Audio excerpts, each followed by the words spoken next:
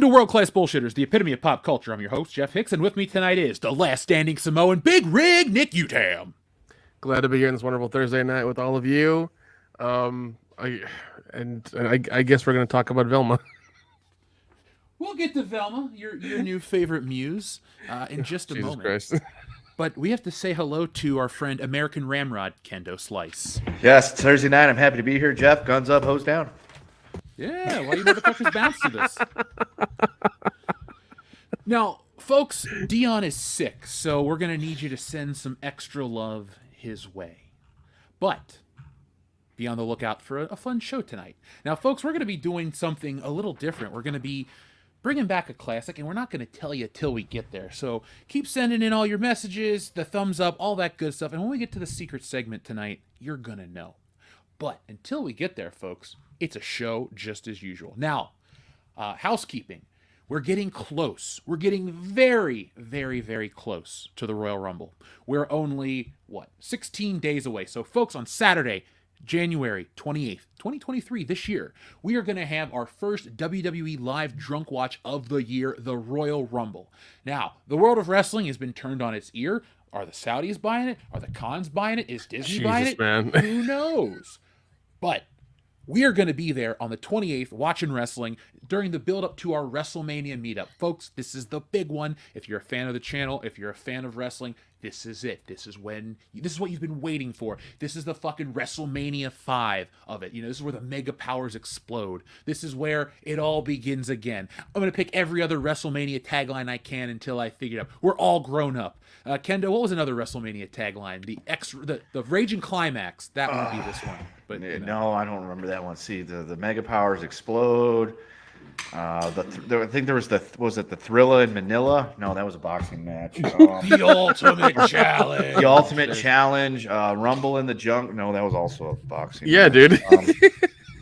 We love Muhammad Ali. R.I.P., but you know. Let's see. Oh, I loved WrestleMania 10 years in the making. It's like, wait, you started playing WrestleMania 10 before the first one? Shouldn't it be 9 years in the making? Your math is off there, Vinny. My favorite tagline was WrestleMania. So then in WrestleMania 11, it would have been 10 years in the making. Yeah, I think WrestleMania 16 was my favorite tagline. A McMahon in every corner, and that's when I'm like, and a Kendo not watching. Click. Yeah, that was a shit WrestleMania. Dude, that got me. That's part of the reason why I got the hell out of watching wrestling to start with at that point, is because it was just like, man, McMahon's all over the product was not a good thing.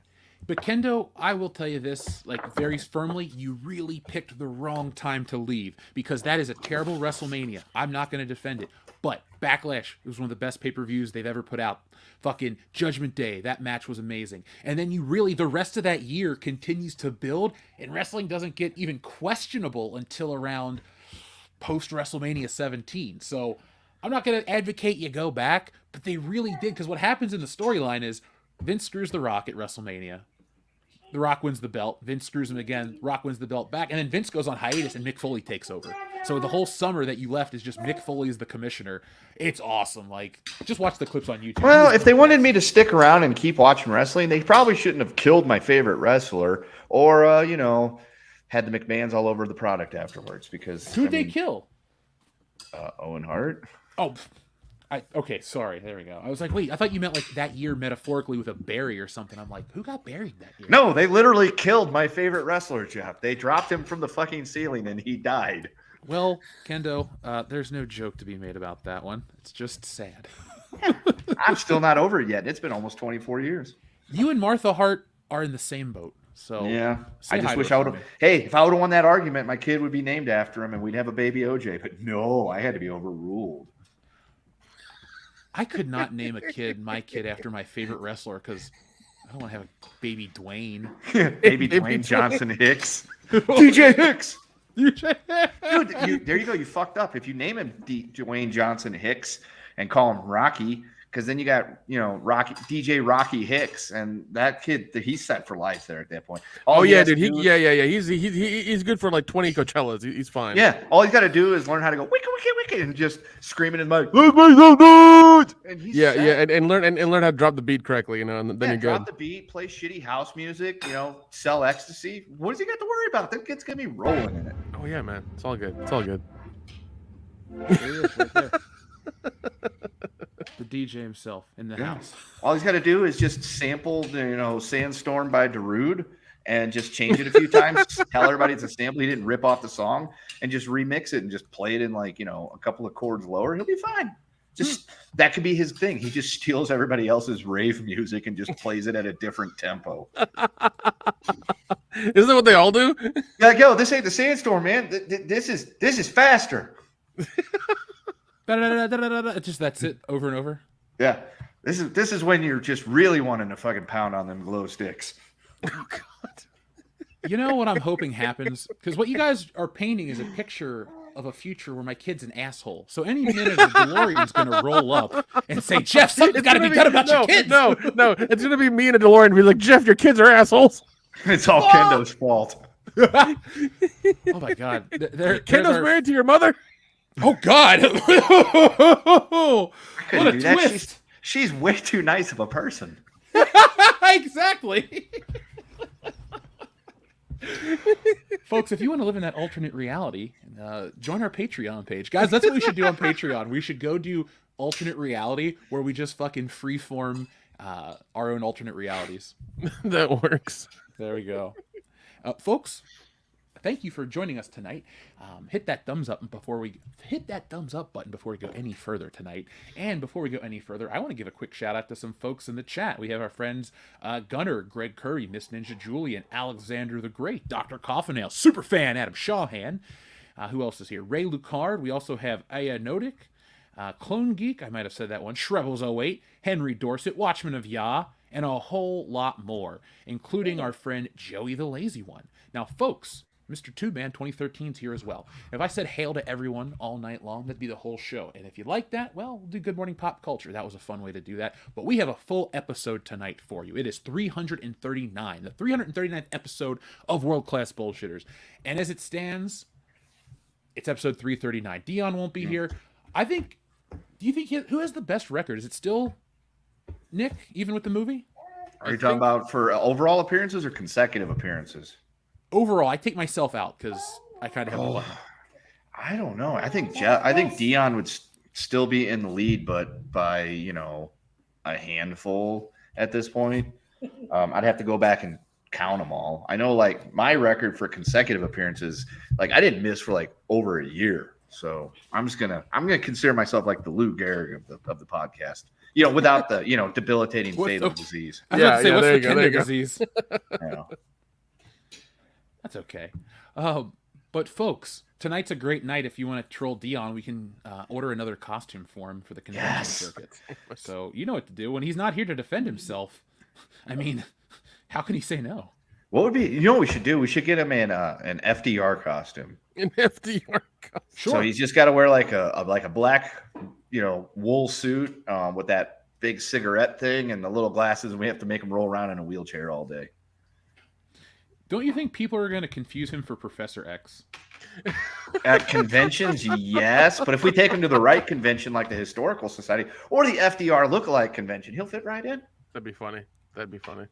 Or we race swap him as Abraham Lincoln. That would be funny as shit. So he freed himself? Exactly, Jeff. That's the metaverse. Or the alternate history where Dion goes back in time and instead of freeing the slaves, accidentally just frees white people again. It's like you read the Emancipation Proclamation and they're like, wait, what? What? I don't get this. This doesn't. Can we get clarification, please? I'm not sure what he means by all white people. It'd be a much different future. It would be. We're all doubly free, and you ain't. Would Dion be considered like the history's greatest villain for doing that then? Even though he was trying to do something good, the people on the internet would be like, man, fuck him. We had a chance. It's like how like they always like have those like alternate things where people are like, if I could go back in time, I'd kill baby Hitler. And like they do that, but then they come back and find out like they're their own grandfather or something like that. That would be the alternate history in that one. Like Dion goes back in time to free the slaves themselves and end up just like, extending bondage across the entire United States or something like that in the world. And it's like, fuck, you tried to do something good, Dion, and look what happened. Well, that's why my time travel idea, directive, whatever, is great. Like I said on the High Council this week, I'm going to go back in time with $10. I'm going to buy up every copy of Action Comics #1 that I can find, and then I'm going to come back to the future. That's it. I'm going to be a billionaire. Well, okay, not a billion. I'll have $100 million. Yeah. So there we go. You need to do Those books.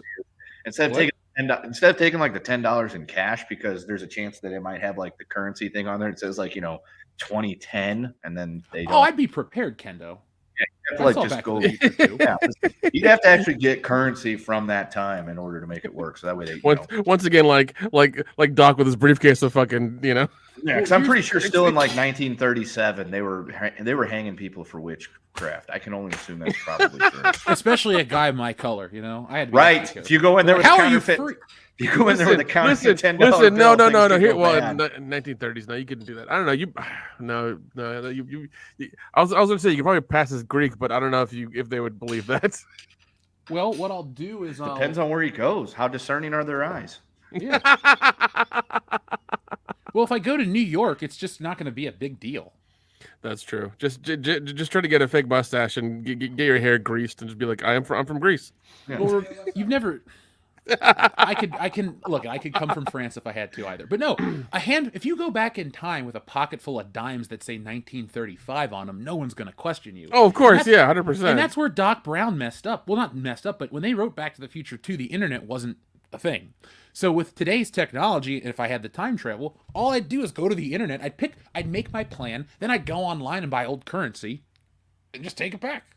It's like you're covered, It's like, you wouldn't even have to do that. Just in the 30s, just adopt a really weird fucking Spanish accent and just tell everybody you're Cuban. Desi Arnaz was. There you go. There you go. That's a good one too. I like how you're worried about me passing for certain races, and all I care about is having the time accurate currency so I can just get the product. Jeff, in every time travel movie or every time travel thing that happens, there's always a white guy that goes back. Whenever it's a person of color or a woman, you are fucked immediately. Hey. I'm halfway safe. I'm also a giant, so they might be like confused. Yeah, I mean, because that's like the Karen. Just tell them you come from Easter Island. Yeah, because she's like, I'm gonna go back in time and save Joan of Arc, and she goes back in time and they catch her right, and she gets there right as they're about to burn Joan of Arc. Guess who's burning right next to her? That lady, the witch that just showed up out of nowhere in the woods. Well, look, America in 1938 wasn't this amazing whatever, but it's still better than America in 1638, Kendo. So, well, I mean. It depends on perspective. I'm going back in time to buy Superman comics. And also, here's another perspective to remember. No matter what decade you go back to, if you have money, you are considered whatever. So if I go back to 1937 with like $500, I'm going to be living good for a little bit. That's true. It's very true.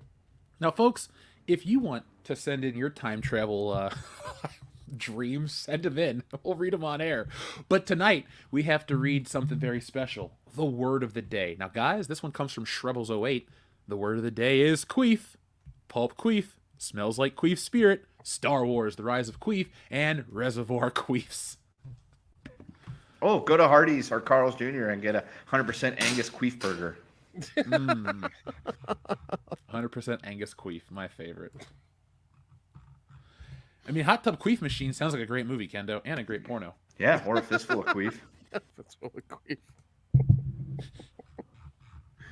Well, folks, send in your queef titles all night long. We'll be queefing together. Yay. So, guys, we are all caught up on all that stuff. Now I guess it's time to start talking about some of the topics we had planned for tonight. So, I wanted to bring this up for Dion, but Dion's not here, so clearly he's ruining everything. But our friend Ezra Miller is in the news. Have you guys heard? Is he? I mean, what happened? Did what did he do? Catch him what or did whatever? He do now? The Flash star Ezra Miller will reportedly plead guilty to trespassing charges. So he's expected to plead guilty to an unlawful trespassing charge in the Vermont burglary case. He was accused of stealing 3 bottles of alcohol from someone's home, but the other 2 charges of burglary and petty larceny will be dropped following negotiations by the 2 parties, probably because he paid him off. Miller is expected to plead guilty on January 13th, with court documents showing the prosecutors propose they face 89 to 90 days of a suspended sentence, 1 year probation, and a $500 fine. He's getting slapped on the wrist, paying a small fine, and that's going to be all there is to it. It's a super small fine too. Yeah. God, $500 you could dig out of his pocket and just throw it up there. If I found out that for $500 I could get away with a lot of bullshit, I'd do a lot of bullshit. It'd be like, instead of spending $500 on a nice dinner or a game console, it's like, I'm gonna go commit a felony and then we'll pay $500. Yeah. You're gonna go GTA style for a bit and see what happens. Yeah. Folks listening to the show, next time somebody that's one of those wacko leftists, crazy people, starts screaming about how there's no justice in America, just hold up a picture of Ezra Miller. That's all you need. That's your argument right there. You're 100% that is your right. Perfect counter. He is the crazy, far-reaching side of that spectrum, Hollywood elite. He can get away clearly with anything. Yes, he can.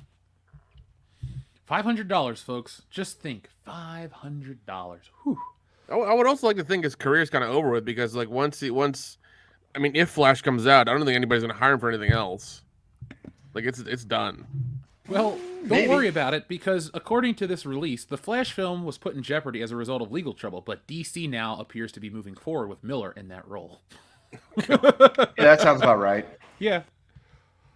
Well, he failed upwards. I mean, he's a nut bar. He broke in, stole somebody's alcohol, stole people's passports. Didn't he like kidnap a girl and take her across somewhere? That dude is nuttier than a payday. Which I'm fairly certain if you steal somebody's passport, that's like a federal crime.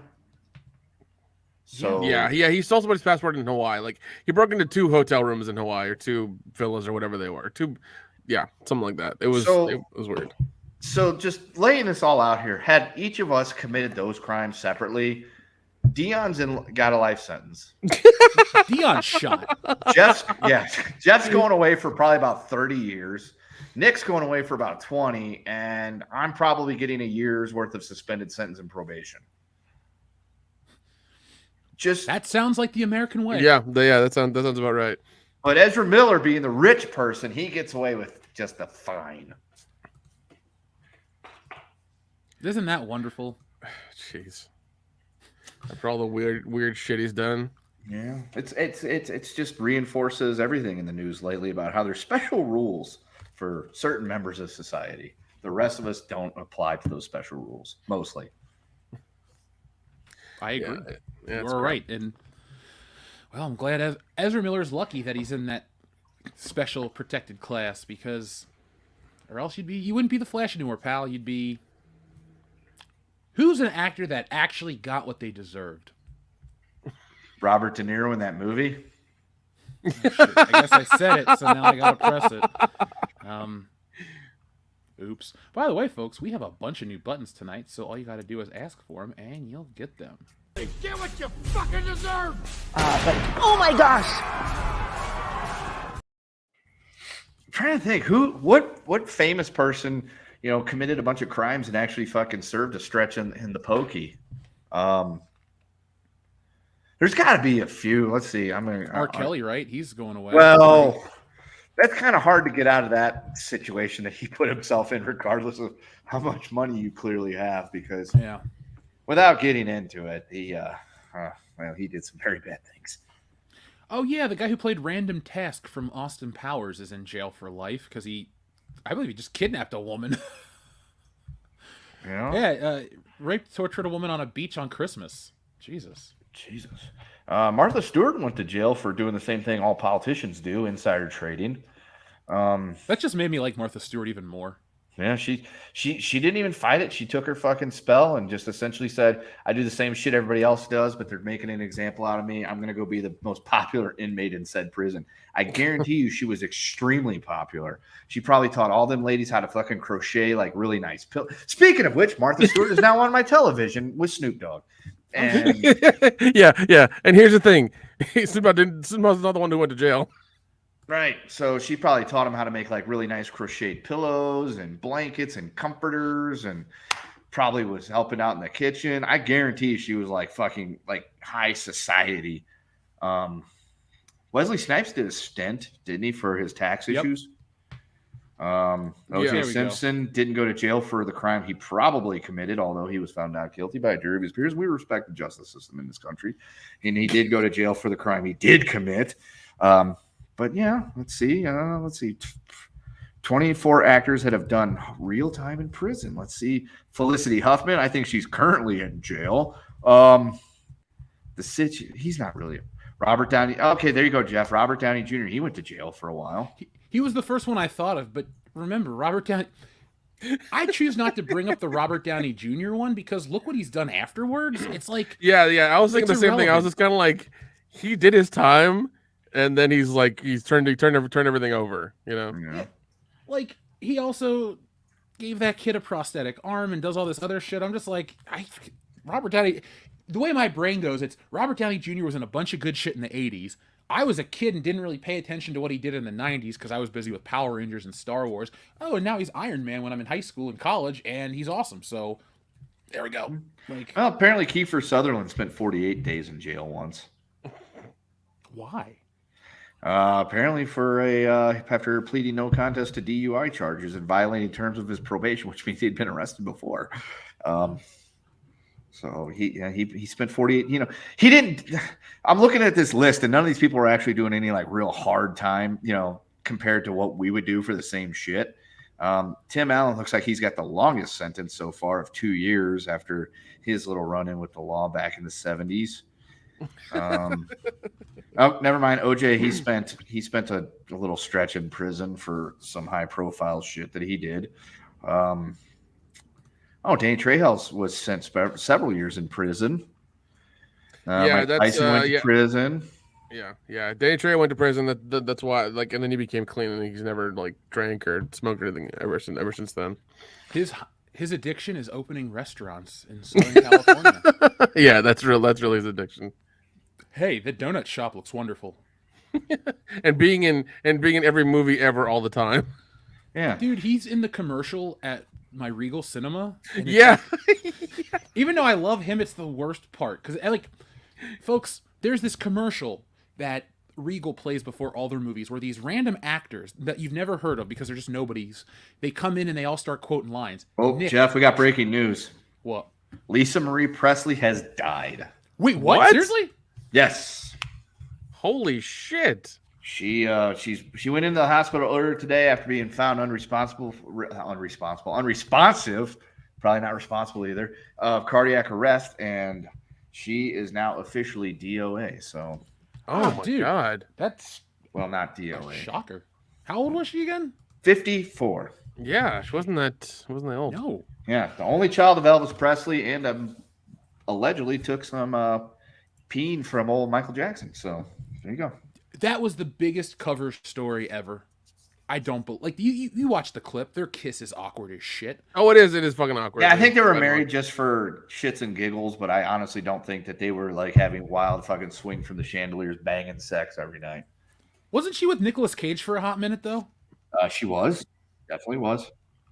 Like, I understand that one of like Nicolas Cage in his mind is a rock star, but he can't actually play music, so he banged the greatest rock star ever's daughter, and like, I guess in his mind, became. Well, Elvis Presley died at 42, so that's Well, he also had a very drug-addled. Well, so did she. She abused lots of intoxicating substances. So, not exactly sure. No, Darian, that's terrible, man. That's I don't think anybody had her in the Deadpool, Darian. But now I have to go check. So, bear with me. I wonder. I wonder if it's because everything resurfaced from the movie that came out this last year.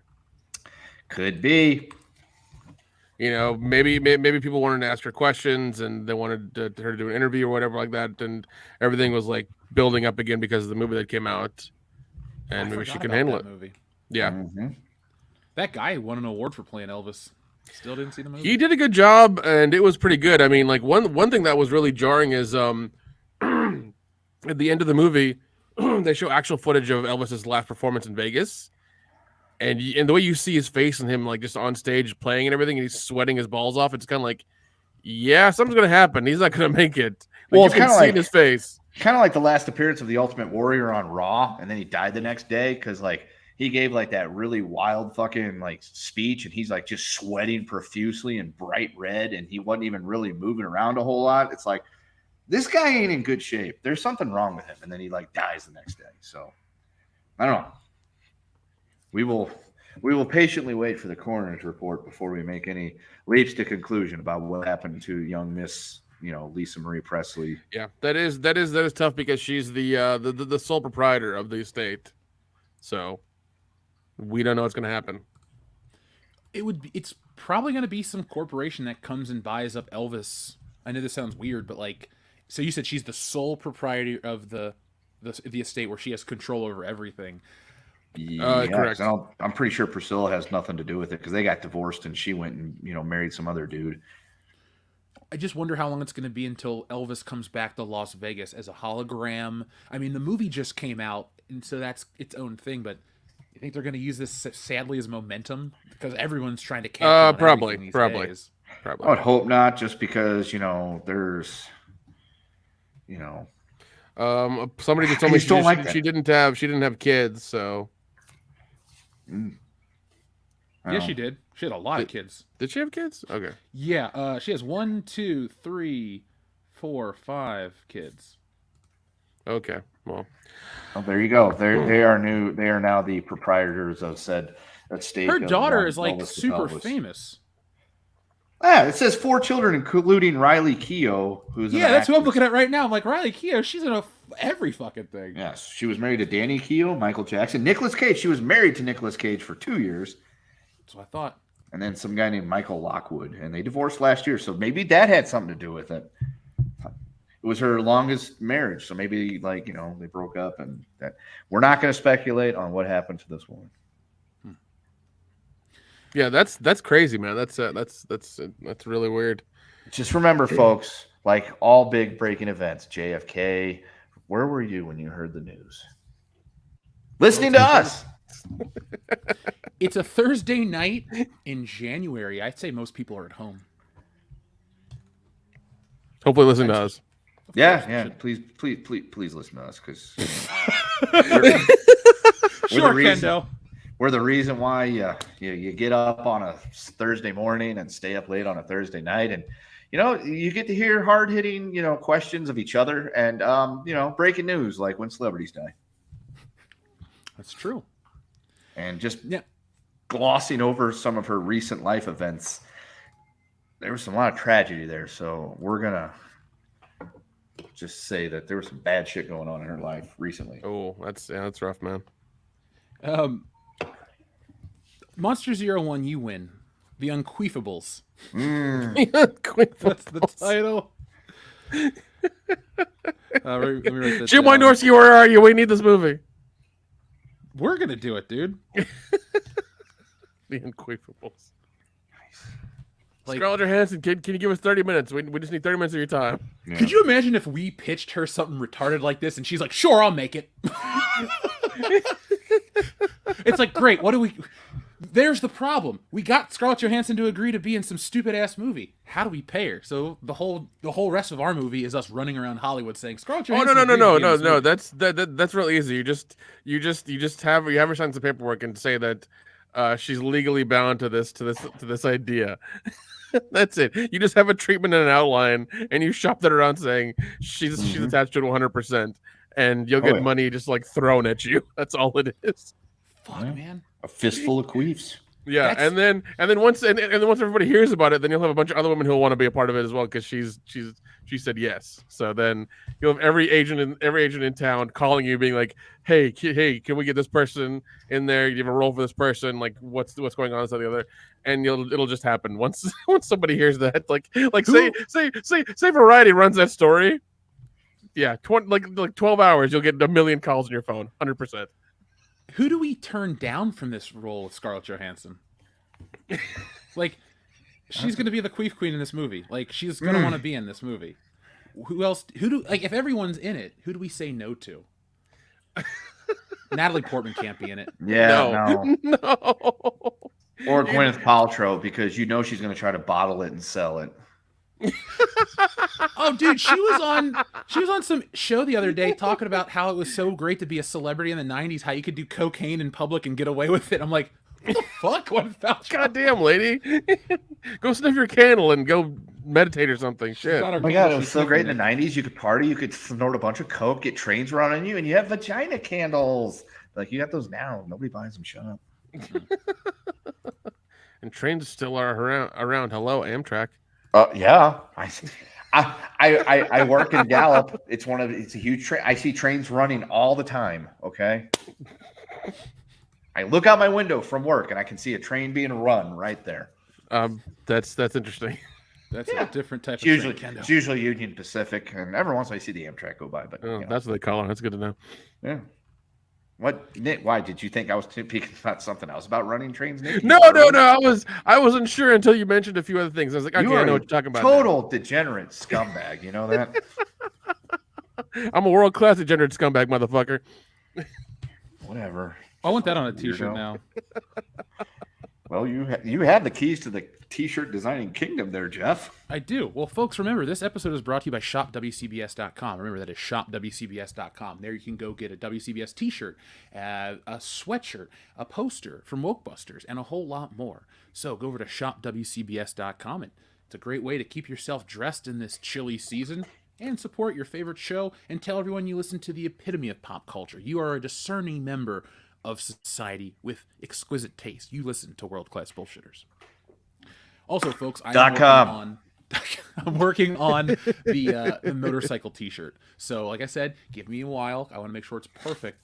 But the motorcycle guy might pop up tonight on this episode. Actually, and if you're really lucky, we will announce a new secret super double item at worldclassbullshittershop.com. Assless chaps for when you ride that motorcycle. Those are for an audience of one, Dion Green. Folks, if you want to see Dion and some assless chaps, send us some super chats and we'll buy him a pair. If he wears them, I don't know, but we'll buy them for him. This Halloween, we should go as the village people and just not tell Dion until the last minute, and he's the motorcycle man. Nick is clearly the Indian. I call the cop. Then, yeah, you do the cop. I'll be the construction worker. Man, 2023 is going to be an interesting. Oh, Halloween. God. Now, we're getting ready to check in with the audience before we start talking about a lot more of our topics tonight. But, folks, let me just talk about one thing real quick for those who did back it. Let's turn this on real quick. So, Tits and Art is on its way to you. I shipped out the first order today. They come in these nice plastic sleeves. As you can see, this is a big old book, front and back. A lot of art, a lot of beauty. Just wanted to let everyone know that it's on its way. I'm going to be signing all of these and taking care of business more and more and more. So remember, I'm just one dude taking care of all this myself, but they're all coming to you. First shipment was out, and thank you. If you want to get yourself a copy, it's not too late. There are some left. This is basically a one-and-done order, and then it's not coming back. I'm never going to redo this. I will do the Book of Booty if there's enough interest around tax season, and this sold enough to show that interest.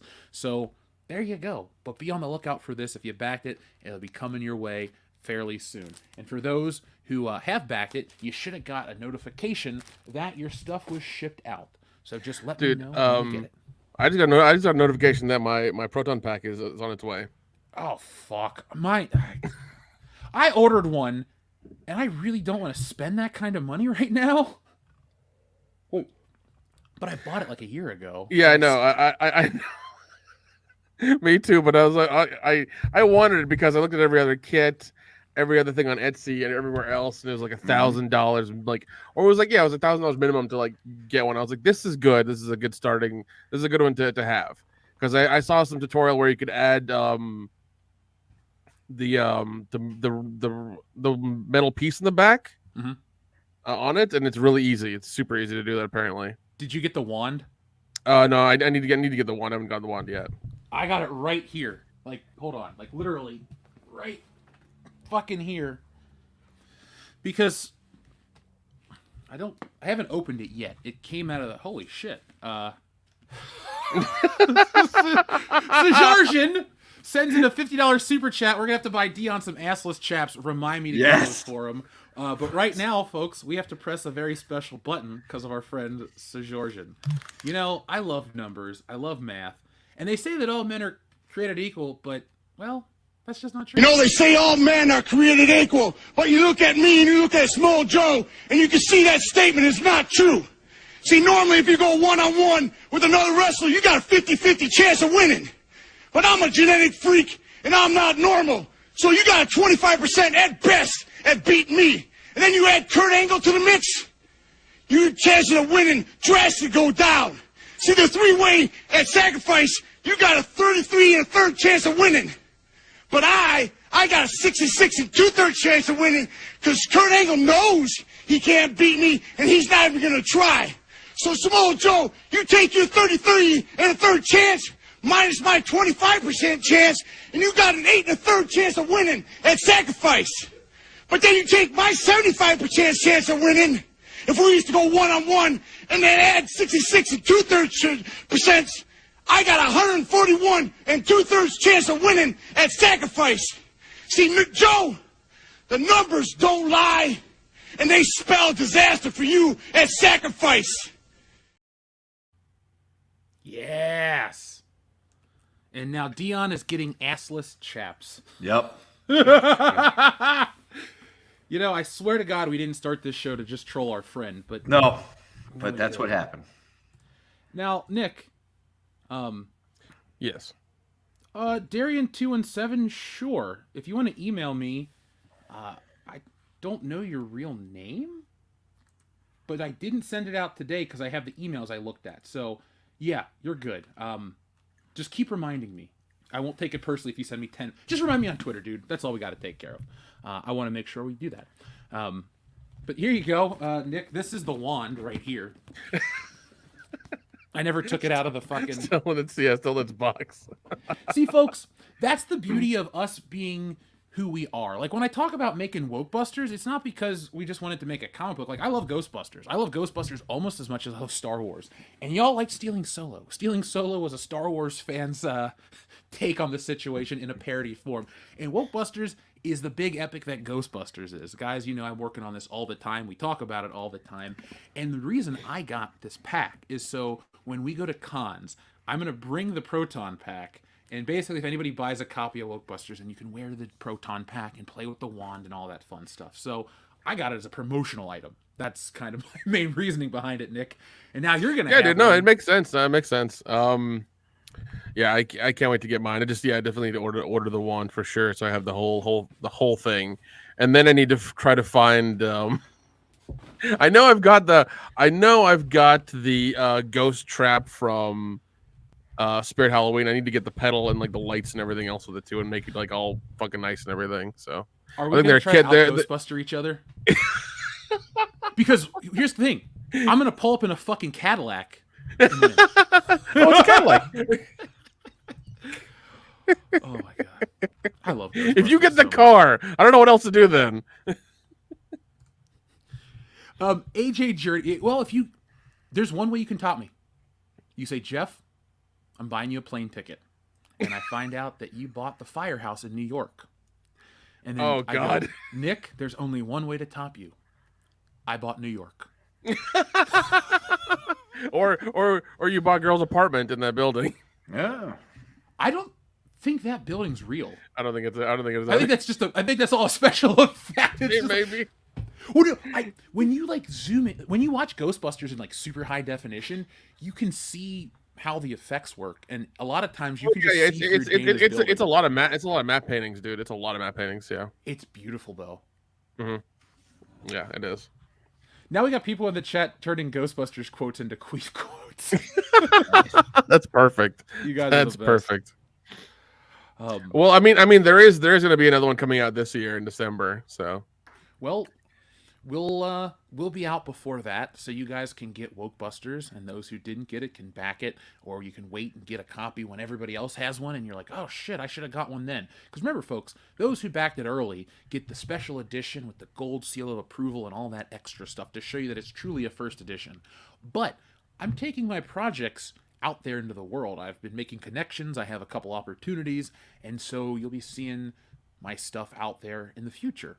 But if you want to get the exclusive version directly from the artist, there's only one way to do it. So, do it if you want.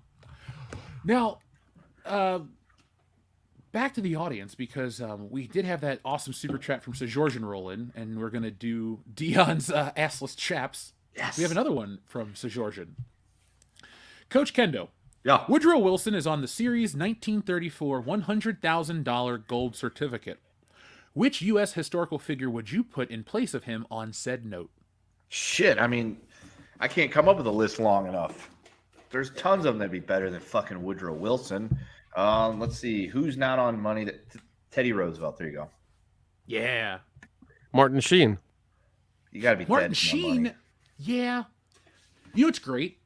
Back then, he played Kennedy, and that was the joke, but now he's on the West Wing. So it's like, oh, wait, the West Wing president's on the $20 bill. Okay, cool. I want Harrison Ford on the 50. If we're doing movie presidents, Harrison Ford's one of the best movie presidents ever. He saved it. And Bill Pullman, he saved us from the aliens. If that guy's not on the $100 bill, I don't know who fuck. Like, seriously, if your president saved the planet from aliens, that guy would be reelected. He would be on every dollar denomination. There would be statues to him. He'd be a hero. Yeah, I mean, it would be easy because, like, you could bump a few people because, like, our coins all have presidents on them, but our bills, I mean, there's 2 people that weren't presidents on our bills. Like, Alexander Hamilton. I mean, yeah, he's famous for creating the treasury, but he's more famous for getting shot by fucking Alexander Burr. Let's be honest. And then, Ben Franklin, who is, famous for, slaying gash and, drinking Old ladies. Yeah, he was pounding, beaver and just drinking to his heart's content. So let's not take him off because that man right there is a fucking American hero and icon. He should have been president. Yeah, other than the fact that he wanted to put the wild turkey on as our national bird instead of the bald eagle. It's like I think he might have been drinking too much wild turkey when he came up with that one. But then we got like Chicago Way on our dollar coin that no one fucking uses. So I love how those were like they were awesome for a second and then nobody used them. They're like, we're gonna make a statement. We're gonna put Sacagawea or Chicago, however you want to pronounce it, on the $1 coin and make a fucking dent in for the Native Americans and women of history. And like nobody wanted to fucking use them. So then they switched over to putting the presidents all on the dollar coins, figuring they were gonna be collectible. Nobody wanted them. And then same thing with like the state coins. We're like, we're gonna put every state on a quarter and people are gonna love these things. No, we didn't give a shit. There was some people that collected them, but after a while, it was just like, I don't really feel like dealing with this anymore. This is kind of asinine. My whole thing was, it's 1999. They'll be done with this in like 20 years. I'll just buy them on eBay when they're for face value at this point. There you if go. I really want them. Talking about buying stuff on eBay in the 90s felt cool. Like, oh man, I'm just gonna buy it on eBay. Like nowadays, it's like, fuck, I gotta go on eBay and get it. Oh well. Yeah. You know what? It's funny. I talk shit, but I actually used eBay because I did this. One of the Wokebusters covers has an original back where we're drawn as the action figures, and I needed figures for reference. So I just went to eBay and bought up a set of those, like real Ghostbusters figures. Oh. It was fun, but it was eBay, so I take back my. I don't know. I've bought a handful of things from eBay, and I've always had a good experience. I think there's been maybe one time out of the times I've bought where it's been shitty. Dude, eBay is great. I love buying shit on eBay because like I'll go through spells where I'll buy a bunch of shit on eBay and then I won't for a long time. But it's kind of fun, especially if you stagger because you just get surprises in the mail because you forget what you bought. But like, yeah, you can get a ton of stuff off Amazon or whatever. But like, if you're looking for like cool old shit, like eBay's the way to go. Oh yeah.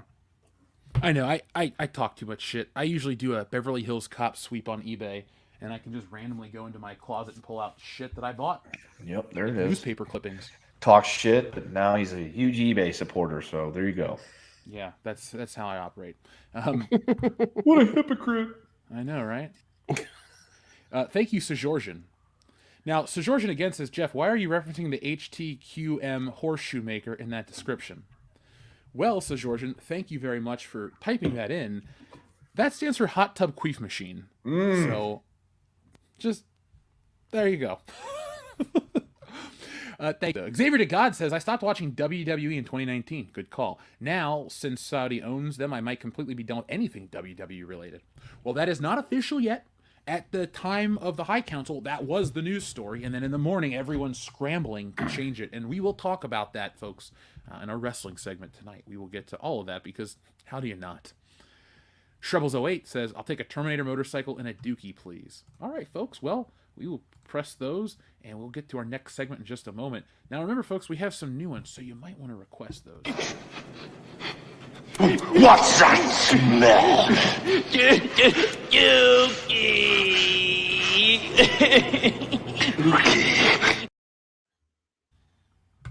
Oh, Hulkster. Pukesters to the left, pukesters to the right. Dookie all around. That's gross. We also have a request for this Terminator motorcycle button, which I have ready, even though I didn't upload it like I said I would. Here's the Terminator motorcycle button.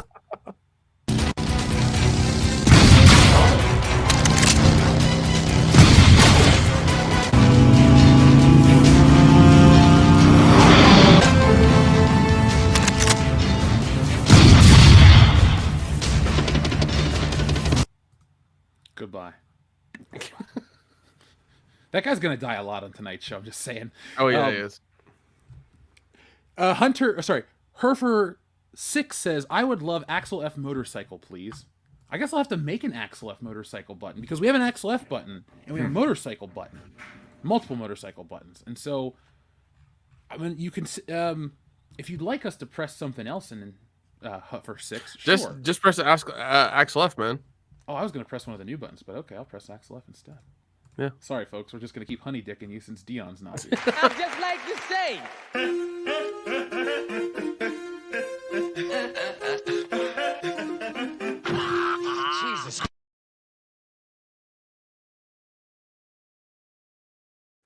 Jesus. He got you.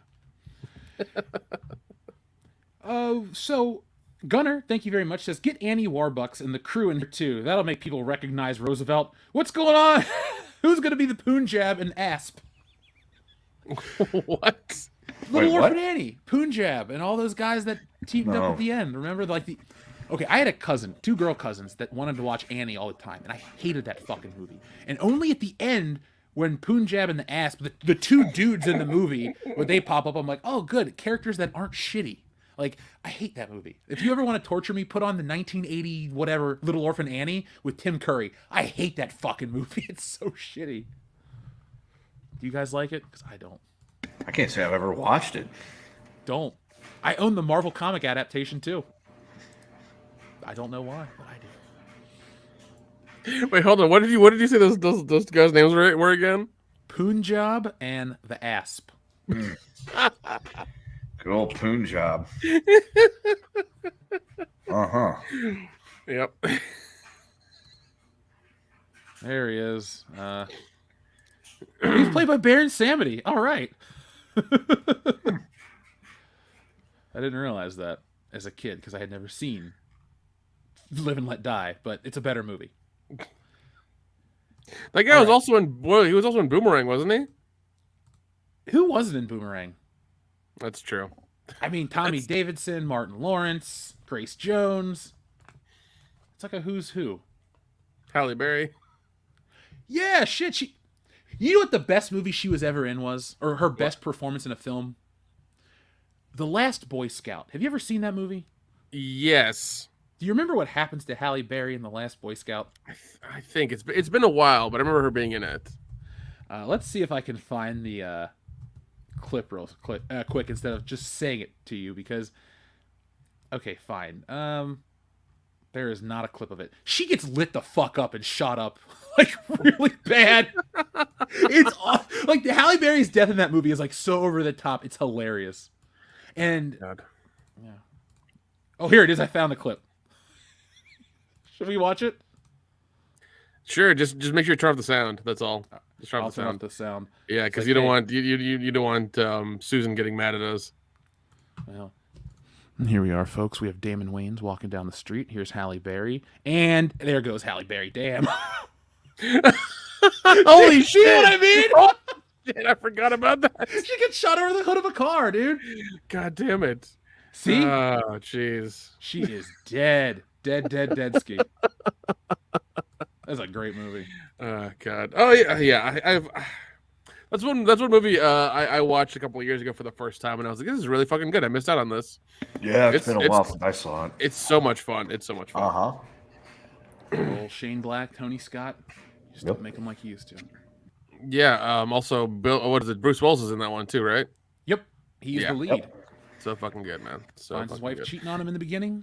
Yeah. It starts off as a goddamn noir, basically, in like that setting where he's like a private eye, and like his wife cheats on him, and he has like some rich guy comes in and gives him some case or whatever, and like it goes all the way to the top, So like it's it's one of those things. It's a fun movie. It is. Now, folks, we are done making you wait for us to get on to the next segment, but I will press one of our new buttons to just get you excited for more. So, guys, I'm going to press the one that I'm the happiest with. Dion's not here for his, so sorry, Dion.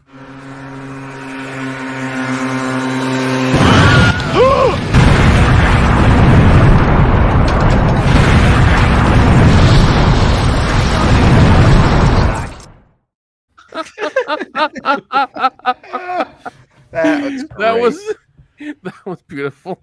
Thank you. Like I said, folks, there are more, but that's my personal favorite. I was like, I know what the audience likes. We'll give it to them. But at some point we're gonna owe that family royalties. It's a news clip. They can fucking pay me for all I care. Like it's what is it? Local ABC affiliate? That shit is fucking public domain. Well, what I should do is I should learn how to buy the rights to the footage and then just be like this weird miser. It's like, I own that clip. But Jeff, you're the Why only not sell it as an NFT? Oh my god. The first death NFT. Oh god. Oh well. Sure, why not? You know what? One more. You eat pieces of shit for breakfast? No. I just like that one. Oh man. Now, folks, we're going to start talking about the title card image. Not necessarily does that mean it's the full show. We still have our surprise for tonight. But Velma is new in the news. Now, holy shit. I went to Google Velma, right? The first thing I'm met with is a 1.6 rating. So it is getting review bombed. There's the next video to fucking make. Let me just note that. But yeah, so that's Velma, right. That's what I got too. Holy fuck. Yeah. 2.5 out of 10 on IMDb, 57% on Rotten Tomatoes, and 22% liked this show on Google. I am not in that 22% because I haven't watched it yet. Well, okay. Can you wait? Are you looking at the audience score for Rotten Tomatoes? The audience score is 9%, yo. Whoa! Well, here's the thing. I don't think this is getting review bomb. I think this is just bad as it is because for all these so-called review bombers to go across all these platforms and do this constantly is too much work. Yeah, I know. I'm being facetious. I'm looking at the tomato meter right now. From all critics, it's getting to 50%, 7 rated fresh and 7 rated rotten. Of top critics, it's only getting a 44% with but it's got an average rating of 7.10. That's the part I don't understand. I'll dig deeper. You talk amongst yourselves. Now, Nick is one of the biggest Scooby-Doo fans ever. Yeah. Nick has hooked us up with the entire back catalog of Scooby-Doo, every Scooby-Doo episode, including the movies, the time they met with the Harlem Globetrotters, A Pup Named Scooby-Doo, and even more. Every live-action film, every animated film, just name it, Nick has access to it. He's given it to us. We all love Scooby-Doo. We all grew up in that weird window in the 90s, 80s, where they would play, one, Scooby-Doo still had new shit being made, and two, they would play the old episodes constantly. So, we grew up in the Scooby-Doo era. Now, me personally, I went into this with no interest. I don't like spin-off shows. I don't like anything that's not Scooby-Doo, Where Are You? But I've always also been paying attention to the bastardization of the Scooby-Doo brand. And now we have this. And Nick, you have seen Velma. You have talked about it with us. And, well, you know Scooby-Doo better than most people on the planet. What did you think of Scooby-Doo's Velma? I like the voice message I messaged you earlier in the day.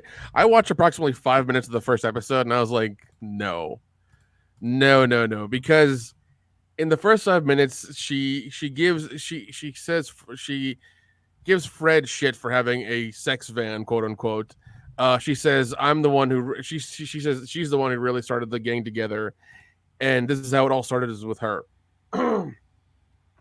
And that's false because there was never, like, if you go back to the first episodes in the 60s, there's never just like, oh, it's just somebody started it. It's like they were just in a van and they went to some abandoned place, some ghost shit happened and they had to like solve the crime.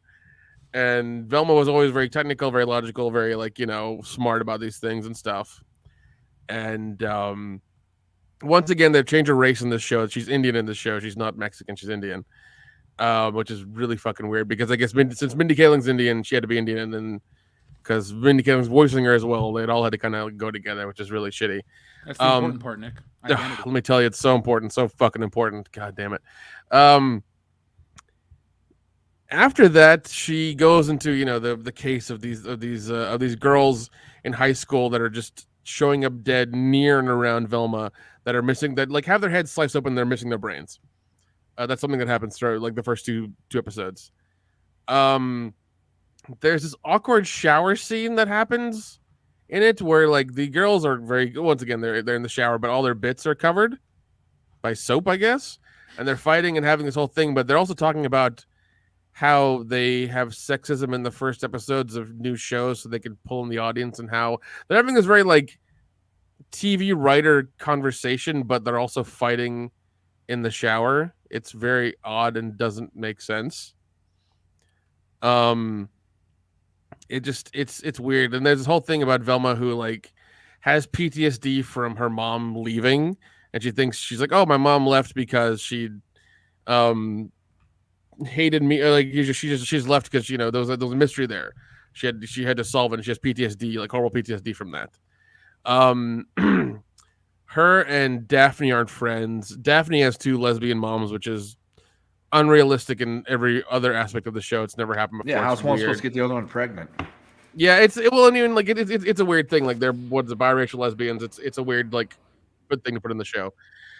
I think the only true character that's kind of true to form almost is Fred, but not really, because they make Fred like a vapid rich asshole, which the vapid one would have been Daphne, not Fred. Fred was always the all-American dude who like was like the quarterback, the quarterback of the football team kind of guy. But he was also nice. He was never an asshole. But they make him kind of a vapid, like rich, ultra rich, like I can't do anything without my butler kind of person, and it's really weird. And she keeps saying white people all the time over and over again. It's really off-putting and very like dumb. And then you see Shaggy. Shaggy is also race swapped as well. He's mixed. I think his mom is white and his dad's black or something like that, but he's mixed. So there you go. Jeff can play Shaggy in the live action remake. But also like Shaggy is very much pining for Velma. Like he wants to get with her, and I'm just kind of like, that's weird, because like they tried doing that opposite dynamic in Mystery Incorporated, which is a better cartoon about like the kids being in high school and them dealing with stuff with their personal lives and their parents and the town in general. And it's like 4 seasons long, and it's way more better with the overall arching story over like 3 or 4 seasons than this is. This is like, once again, 2 episodes in, I was just like, I can't deal with this shit. It was too much of them trying to smell their own farts. Like Mindy Kaling thought this was great and it's awesome, and I get to have a colored Velma, this, that, and the other. It's like, but this is not how the story is. And like every person of the Mystery Incorporated gang seems like assholes. Even Velma thinks she's smarter than she is, but she never really does anything smart. She just keeps complaining about shit all the time. Daphne is a drug dealer, essentially. Shaggy Norville Rogers is just some guy who does YouTube videos like about snacks. Fred is an ultra rich asshole who's very vapid, is also always taking selfies. And it's kind of like, these aren't the people. Yes, I understand like you're trying to like make this about modern society and this bullshit, but it's like, these are people who these are always characters who work together, who are always different, but like, that's not even if you watch Mystery Incorporated, Fred and Daphne are rich, but they're not assholes. Daphne has like, family money and sisters and things like that and whatever, and she's part of the part of the family or whatever. And even Fred's dad, I think, is like the mayor or something in that show, and it makes a little more sense. Velma in that show, her mom is like head of this historical site and also owns like some like witchcraft shop or whatever in town. Shaggy's dad is kind of like a lawyer or whatever, a businessman or something in town. Like that show makes more sense in the context of the characters than anything else. This doesn't. This is so much crap, man. I once again, 5 minutes in, I was like, I can't do this. And I really paid attention, put my phone down, listened to the show, watched it, and I was like, I can't fucking do this. Well, I went into the more of the statistics and the ratings and stuff like that. So on IMDb, 1,500 IMDb users have given this a weighted score of 2.5 out of 10. As you can see here on the screen, folks, 10s make up 7.8% of the scale, and 1s make up 71.7% of the scale. Now, if we break it down by medium and demographic, men and women both hate this show, young and old. The older you get, it goes up slightly and then drops off. Women in their 30s like this show, but women in their 40s don't. Women in their 20s don't. Men at any age don't like this fucking show. So it's interesting that... How old is Mindy Kaling? Hold on a second. Well, I think the disparity there is that women in their 30s, they have shitloads of cats. And by the time they hit 40s and 50s, most of them cats have died. Oh, okay. Their happiness level is increased. I just think Mindy Kaling made a show for an audience of one and has shit the bed miserably. That I agree with. I'm that reading 100% the agree with. reviews on Google. Now, this is the best part. The reviews don't even mention anything with race swapping. It's not funny. Unlikable characters. How can you do this to a 50-year-old franchise? These aren't the same characters I remember. Adult Scooby-Doo could work, but this is bad. The meta humor is not good whatsoever. It's all over the place. I mean, I'm just paraphrasing from a different review after I keep looking at it, but they're all 1-star reviews. This is an interesting situation where people, like on Twitter, they want to come after us. Oh, you conspiracy theorists, right-wing, blah, blah, blah people. It's like, I just said this show's getting shitty reviews. Tough shit. Now I'm going to make more content to troll these people, but what I'm going to do, though, is use the facts, because nobody likes this shit. This isn't a political thing like... Folks, this is how they try to talk about She-Hulk. People don't like She-Hulk because it represents strong women. No, most people didn't like that show because it sucked ass. Well, people don't like Batgirl because it represents strong black women. No, it fucking sucked. And the movie got canceled. And then you got Velma, and people don't like the fucking show. Men and women don't like the show. Are women all of a sudden misogynistic because they don't like this fucked up cartoon? No, yes. They're normal people. Oh, okay, fine. Fuck. Oh my God. If that's the case, who are we then as people? Because we've done some atrocious things, Kendo. Yeah, see, here's the thing. Whenever I call somebody a misogynist, I don't see what the big problem is. Who doesn't like a massage? I know I can use one right now. Jeff, how's that supposed to be like a rip on me? It's like, yeah, I love massages. Oh, jeez. Hey, Jeff, could you share the screen real quick? You got it, dude. How would I rate Velma? Should I rate it? Yes. Just rate it fucking 1-star, half-star, whatever they'll let you do. Don't no. Yep. What we should do is we should roll one of those fucking Dungeons and Dragon dice to see like what we should give the stars. All right, this is like 85 sides on that thing. This is a YA novel. Like I got this as an Audible book because I was interested in the Scooby-Doo stuff, so I listened to this. This is pretty much the exact same story as from what Mindy Kaling is like pulling from. Because I listened to about 5 chapters of this book, and it's about the same thing that the cartoon that she made. So really, yeah, no joke. It's essentially somebody wrote a young adult novel version that would appeal to children. So it's essentially like, all other terrible fucking fan fiction. Yeah, this is the woman who wrote this is the same. It's once again, this is like, I listened to this and it's the same thing where like Velma is very angry. Her and Daphne aren't friends. Like the gang's broken. This is after a few years of them like doing mysteries. Right, the gang's broken up. Was this written by a Ebony Darkness Raven Way? Yeah, it's not.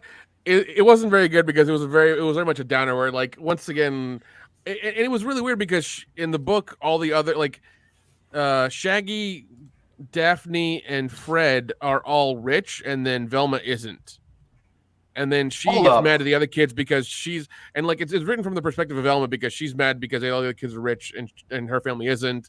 She has to struggle. They don't it's been back and forth, and there's a whole like thing about classism in it, and it's and about women and things like that, and it's so fucking boring.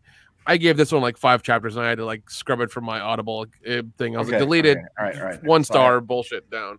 So 2 things. Number 1, why is it always Velma getting picked on? And number 2, Nick, pull up a picture of a one Jessica Negri and then share that, and that'll be a good palate cleanser for this entire thing.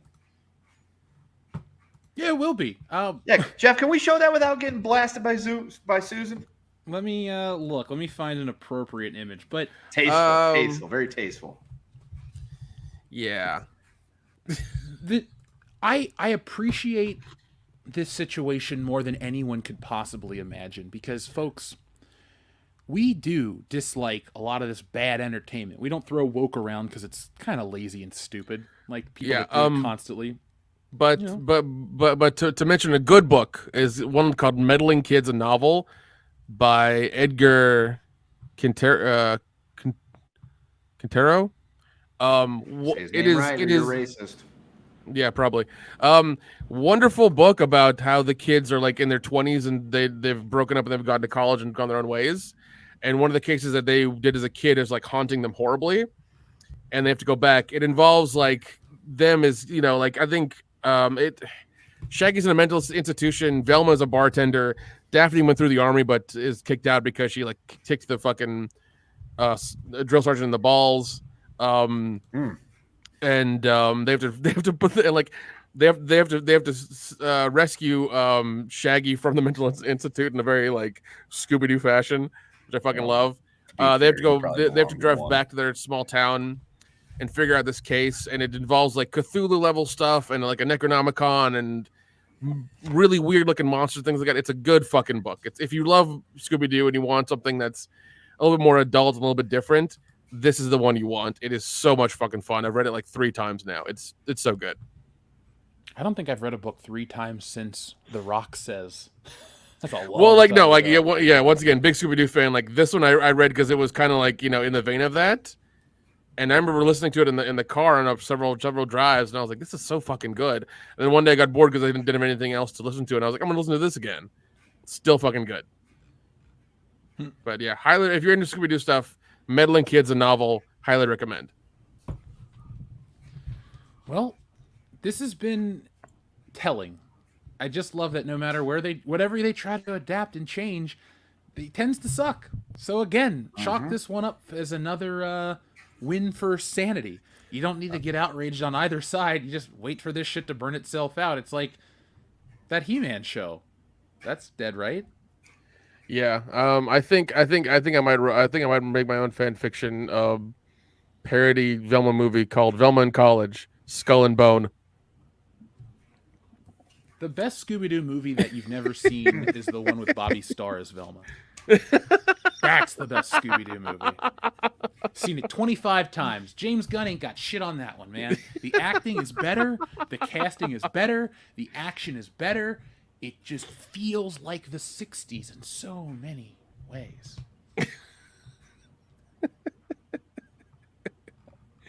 Oh, man, that's funny. I'll be on the lookout for more content about Velma, folks, because the dumpster fire is the gift that keeps on giving. And because YouTube likes to be whatever, we're going to keep on giving. So thank you, and welcome to all the new listeners that we have. I'm glad you liked our Velma take. Yeah, it was one of those things where like I remember what was it? It happening, Mindy Kaling being a part of it, and I was like, what's going on? What is this? And just immediately not being a fan of it. Well, now the press that's coming out today is in response to the other reviews, and everyone's trying to build up its gay part, and they're saying how great it is. They're like, gay and raunchy Velma is hilarious. It's like she's not really.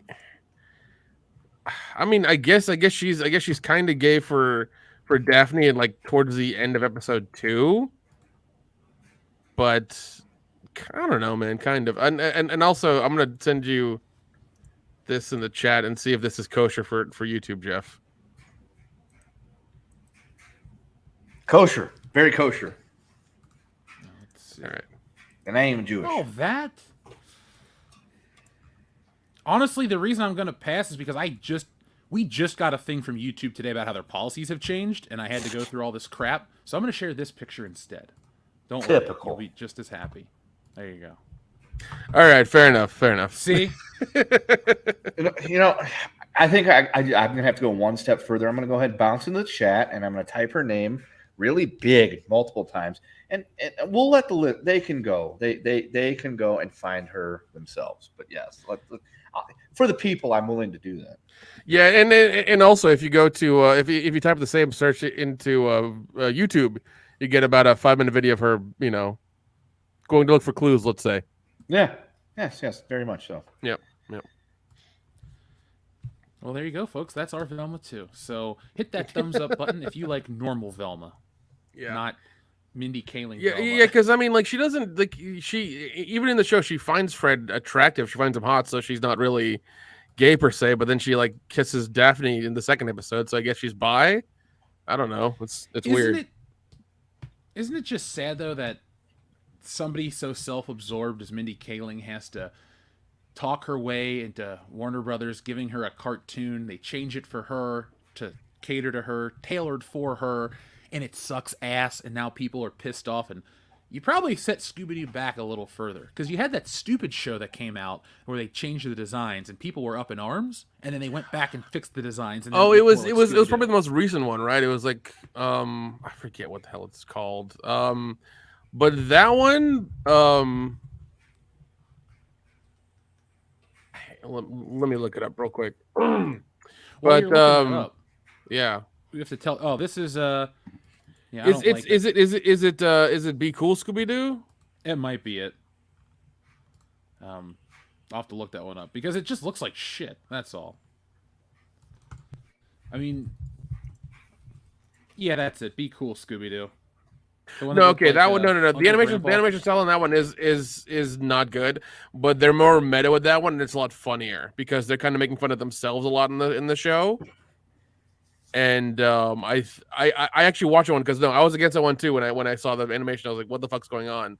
But I actually watched it and I was like, this is actually kind of funny. It's actually kind of funny. Hey, I didn't realize that the lady from The Facts of Life is the voice of Velma on some of this shit. Yeah. Mindy Cohn. A good Mindy voiced Velma as well, not just Mindy Kaling. Yeah. So is there anything else on Scooby-Doo you guys want to talk about? Or you want to check in with the audience? We have other topics tonight, including Kendo's favorite actor, Kumail Nanjiani. He said some stupid things about white people, and so we get to hear Kendo rip into him. Oh, God. Yeah. Your favorite superhero is back. Green Johnny.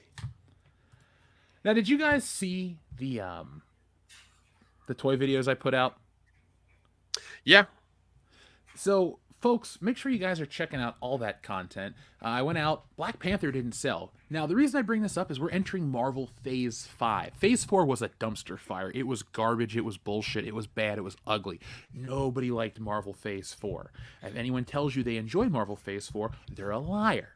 Or they have something to benefit from those shows, like the producers. Or we'll leave it at that.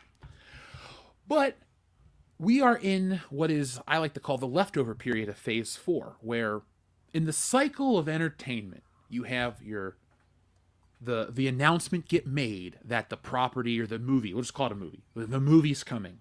So that gets announced maybe a year or two out. Then you have your behind-the-scenes images and your tweets and your teaser trailer. Then you have your merchandise. Then the movie comes out. You have your second wave of merchandise if it's successful. And then by the end of the year, everything out of that movie is kind of cleared out of the store. As it hits home video, there's a smaller presence, and then it kind of phases out into the next thing. That's how it always works. All the Marvel movies are like that. For example, we use Avengers. Avengers, you knew it was coming all this time. The merchandise hits. Toys R Us is just dedicated to Avengers. The movie's the biggest hit of the summer. Then it phases out, and you never really see that stuff again. We're now in the phase of Marvel where it's like, here comes this movie. You get your teaser trailer, you get your merchandise, you get all this shit. And then the next movie comes out, but the stuff from the last movie's on the shelf. And then the movie after that comes out, but the movie that's still the first movie still got its merchandise on the shelves, and it just sits and sits and sits. And so now with Ant-Man, the next phase, the next wave, where's Ant-Man going to go on the shelf? Because if you watch our videos, Black Panther can't sell. That's the most recent movie. Ant-Man is going to have to compete with that. And Black Panther didn't sell by like a lot. It wasn't like 1 or 2 Black Panther figures. I found 70 in that store. Like, those things couldn't. Dude, they're everywhere. Like, nobody's buying this shit. Yeah, and they're already talking about Black Panther 3. Good. I guess. I mean, look, last night Angela Bassett, or 2 nights ago, she won her Golden Globe. There, the movie achieved what it wanted to do. They wanted to win an award so desperately, they got their award, but Well, that was probably a token gesture since they're like, we'll give her a Golden Globe because she ain't getting an Oscar. That'll shut him up. That'll keep him quiet. Oh my god! And I like Angela Bassett. That's the thing. I have no issues with her as like I think she's talented as an actress and stuff like that. But they try to turn all of this stuff into such a political statement that I'm happy to watch it fail, even if I like Marvel Comics or used to like Marvel Comics. Yeah, I mean that's been the whole thing is like, well, and it's just it's dumb because they keep trying to go to this angle and they're not making any money doing it, but yeah, they're not learning anything either. They're just trying to be, I think they're trying to just be progressive for the sake of being progressive so they don't seem like assholes. You know? But it's not helping them to be progressive at all. It's not anything that's making them money. It's not making making anybody feel any better because it just feels like they're preaching to people and forcing this idea onto people. And then if their product doesn't sell or meet a certain goal, then they call their audience, their paying customers, names. And it's just not it's never been a good business strategy. It's never worked either. For some reason, they just keep sticking to it. It's dumb. I think mainly because a lot of the old people are still in charge. They don't understand what they need and what's actually going on, or they're just in some sort of echo chamber where everybody around them is just a yes man, and they're just trying to keep their job and just saying, "Oh yeah, this is a good idea. This is definitely a good idea. Oh yeah, keep doing this. This is going to be awesome." And then nobody says anything, bad, and it's like, "Hey, maybe you should really think about this, or go a different route or something." So. Don't tell those people. Don't give them constructive criticism, Nick. You'll hurt their feelings. Yeah, they can't handle that. Yeah, that seems to be the the thing with Hollywood now. Constructive criticism is bad. Like words are violence. Like that whole thing. Violence. I'll show you fucking violence. Yeah, me too. Yeah. But once again, this is why we need cocaine back in the writing room. I agree. We definitely need cocaine back in the writing room because people like Mindy Kaling might come up with a good idea if they're that high. Yeah. Instead of race swapping Velma again, and making a singular show just for her, it's like I don't know. Oh, great! Jane Lynch is in Velma and Wanda Sykes. Oh yeah. Wanda Sykes plays the voice of one of the lesbian moms. Of course she does. Yep. Yeah. Well, at least Weird Al Yankovic. By the way, they're lesbian mom detectives at the police department. Lesbian Mom Detective sounds like a great TV show. Folks, did you watch this week's episode of Lesbian Mom Detective, where she hunted down a group of terrorist cell organizers at a Ralph's? I don't know. Like at a Ralph's. That's better than a lot of things. Lesbian Mom Detectives coming soon to CBS. I'd watch that. All right, so. Was it time to check in with the audience before we move into the next segment, guys? Yeah, let's do that. Or do we just do that? All right, let's do that. Kendo, pick a number between 1 and 69. The 44. What you just said is one of the most insanely idiotic things I have ever heard. At no point in your rambling, incoherent response were you even close to anything that could be considered a rational thought. Everyone in this room is now dumber for having listened to it. I award you no points, and may God have mercy on your soul. I mean, all I literally said was the number 24. That was a bit excessive. No. I think it was just right. Now, where were we with the audience? Folks, thank you very much for joining us tonight. Thank you for all the generous messages. We appreciate each and every one of you. So, we were at Xavier to God, who said, if I traveled to the 80s or 90s through time, I probably wouldn't want to leave, and I would probably make certain movies come out sooner. Ooh, okay. So you go back in time and you actually like it. That'd be weird. I would have to just move across the country if I was a motivated guy, I would stay here and I would fuck with people. I'd act like I'm Nostradamus and I would predict all the crazy shit. I'd be like, guys, it's 1997. You'll never guess what Bill Clinton just did. So you're basically just Biff, but without the book. Oh. Yeah, I don't know if I would be nice though. Like I might be like, I wouldn't be as evil as Biff. I just probably wouldn't be very accessible. It's like, yeah, I got $48 trillion. What am I going to do? Whatever the fuck I want. I think I'm going to buy a plot of land and build a Mario Kart racetrack in my driveway. Like, anything. And the best part is you guys are going to be a part of everything because I got to share the wealth. It's like with $48 trillion, being a trillionaire is lonely. So Kendo gets $1 trillion.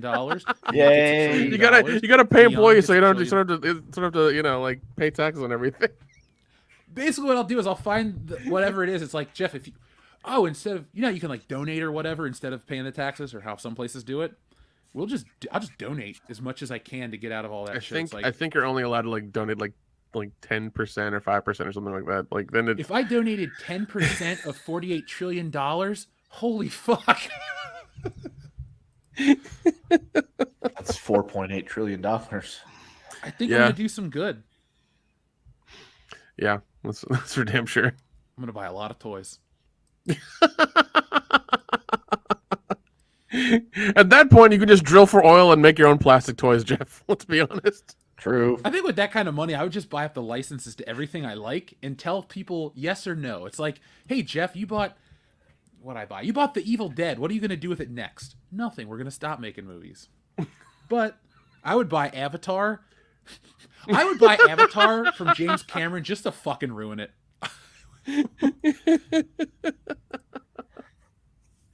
Oh god, you would buy Avatar and be like, you can't do any more. That's it. I own them now. You can't do shit. I would do something douchey like that. I would order every copy of the first one be destroyed. Nice. That's what a lot of studios do with scripts. They'll just buy up scripts and keep them. They won't actually do anything with them. Like if it's a really good one, they'll just keep it on their shelf. They won't actually do anything with it. There's a huge vault of those at many different studios. Oh yeah, my buddy told me all about it. I'll tell you guys more off the air later.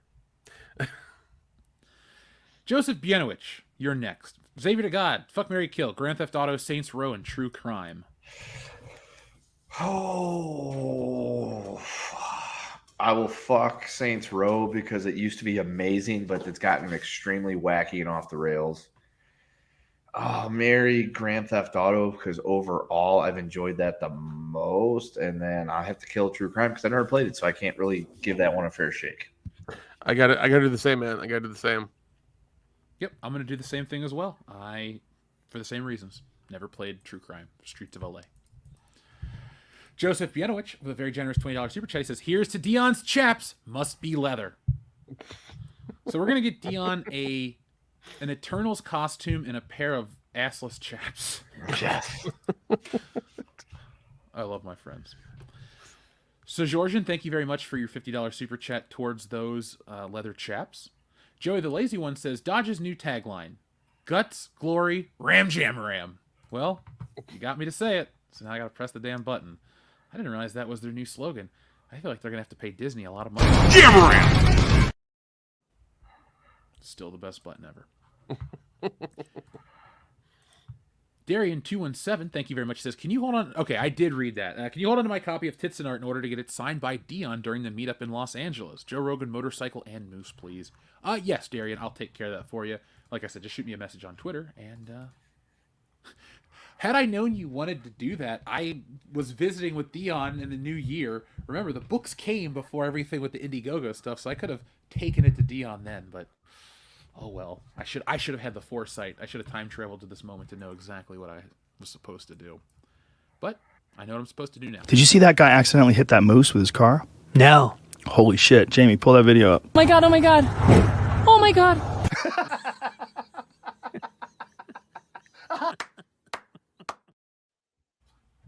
So dead. Actually, no, the moose is fine, but this guy's not. Did you see that guy accidentally hit that moose with his car? No. Holy shit. Jamie, pull that video up. Oh my god, oh my god. Oh my god.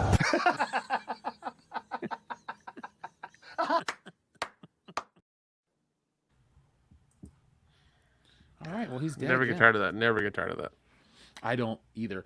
By the way, Master Malubrius, excuse me for butchering that, has a great title. This might be my new favorite. Bequeath's Gambit. Bequeath's Gambit. He just changed one letter in one. It works, go, man. folks. It works. We should just do it. Never mind. Leave it. We'll talk off air. Queef t-shirts. We'll bring them back. Dixon Cider says, "Hail, guys. I hope you can make it to a convention in Texas sometime." Yes, we can. Since Dion loved his autograph, he'll love that body pillow of the same character. Oh, boy. Nice. That's funny. TLJ Screwjob says, "How about a new button or two, Jeff?" Well, yeah, sure. Since you requested it in the super chat, I'll press another one. Where are we at? This is a nice one. Hey, Stu, your rent's due, motherfucker. And don't be pulling that falling down the stairs shit on me, you hear?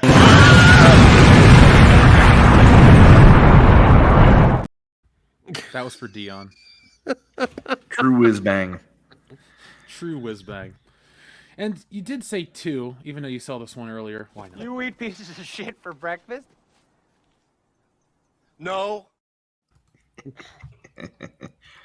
Great movie. Best movie of the 21st century. Oh my god. I forgot about that. Oh, same. Oh, that was hilarious. TLJ Screwjob says, "Jeff, do you love 80s Annie as much as Dion loves Dark Fate?" Yeah, it's my Dark Fate. Like, it's sad that it's a movie about just a happy little kid, but I don't dislike it because I'm an angry, jaded adult. I hated it as a happy child, and as a happy adult, I still hate the movie. So, yes, it is my Dark Fate. If somebody mailed me a copy, I would literally drop kick it. Like, I don't like it at all. I only ironically bought the Marvel Comics adaptation because it's the dumbest. Twofold. I collect every movie adaptation ever in comic book form. You name it, I want to own a copy. And 2, it's so fucking weird. There you go. Up next, after that one, we have Shrebbles08, who says, "I'll take a Back to the Future motorcycle, please." You'll take a Back to the Future motorcycle? Okay.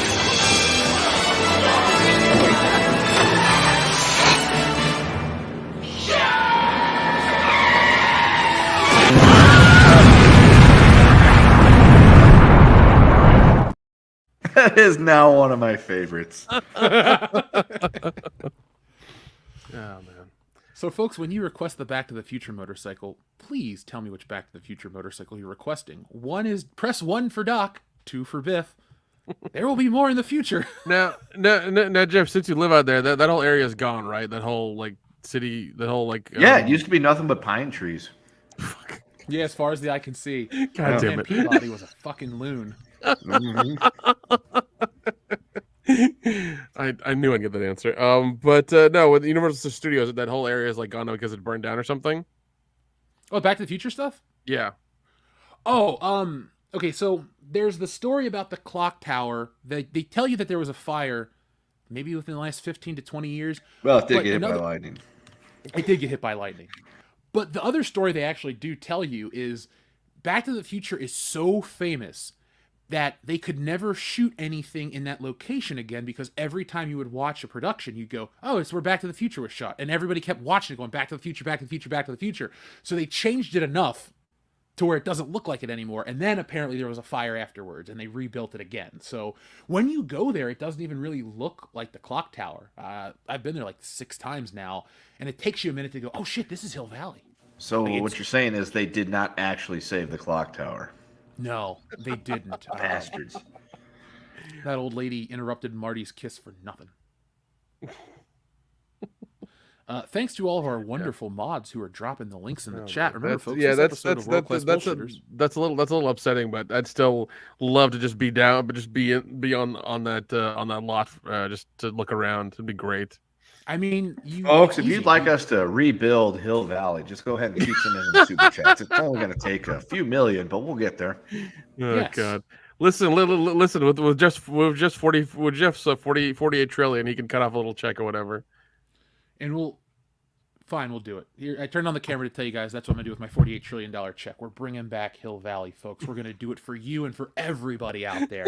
You wanted it, you got it. I am fucking Benevolent Biff. Can I we, won't have can an we, auto Benevolent Biff. can we That's my build new Hill name, Valley? Can we build Hill Valley and then even build the Lion Estates? I heard it's a nice place to live. Yeah. Progress is its middle name as well. Yeah. Lion Progress Estates. That's where you want to live. I had a friend take me to all the Back to the Future not every Back to the Future location. We didn't go to the Old West. We didn't go back in time. But we did go to as many shooting locations as we could in a single day. Folks, I saw the mall where the DeLorean traveled through time. We went to Biff's house. We went to Marty's house. We went to Lorraine's house. We went to all the houses. I made the mistake of going to the mall late at night, and there was some like crazy homeless guy who almost like fucking killed us.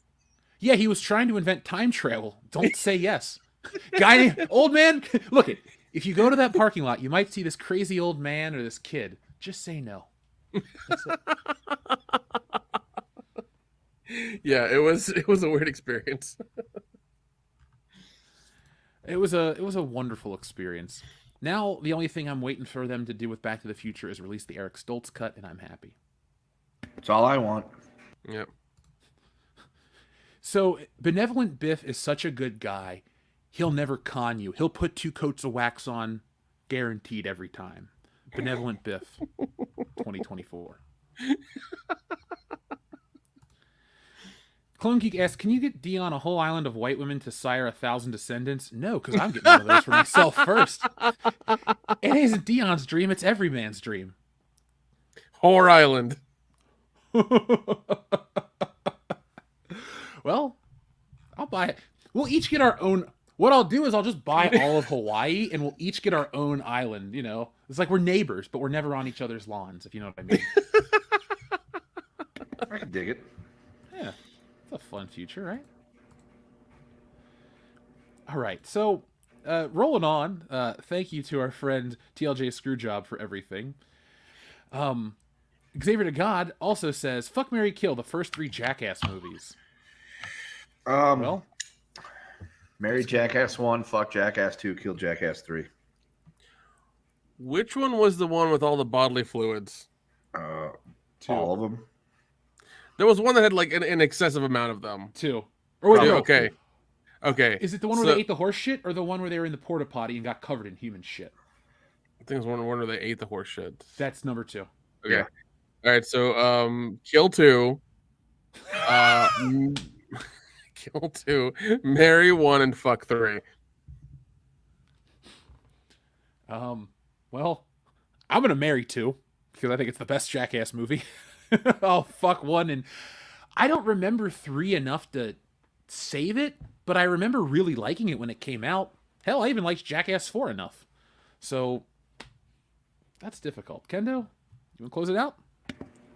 I said marry 1, fuck 2, and kill 3. You did. Oh, you did. Cool. So thank you, thank you, Xavier to God. Dean Domino 25, thank you very much for your very generous super chat. He says, Kendo, last week someone asked who was worse, Mao or Chiang Kai-shek? I got a harder one for you. Who's worse, Mao or Pol Pot? Mao has sheer numbers, but Pol Pot does have that kill to population ratio no one seems to match. Yeah, he was just icing the shit out of his own people too. There's like bunkers full of just bones of dead people that he was just fucking. The Khmer Rouge was just fucking icing the hell out of there in Cambodia. I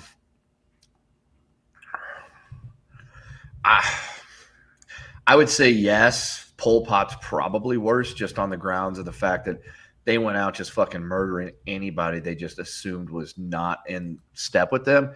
Mao, they had the re-education camps where a lot of people didn't come back from. And not to say that most of the people died due to starvation because of his policies, like that's a better thing. But yeah, just the whole switch over to communism. Yeah, I'm just going to go with Pol Pot. Just in general, Pol Pot would probably a whole hell of a lot worse.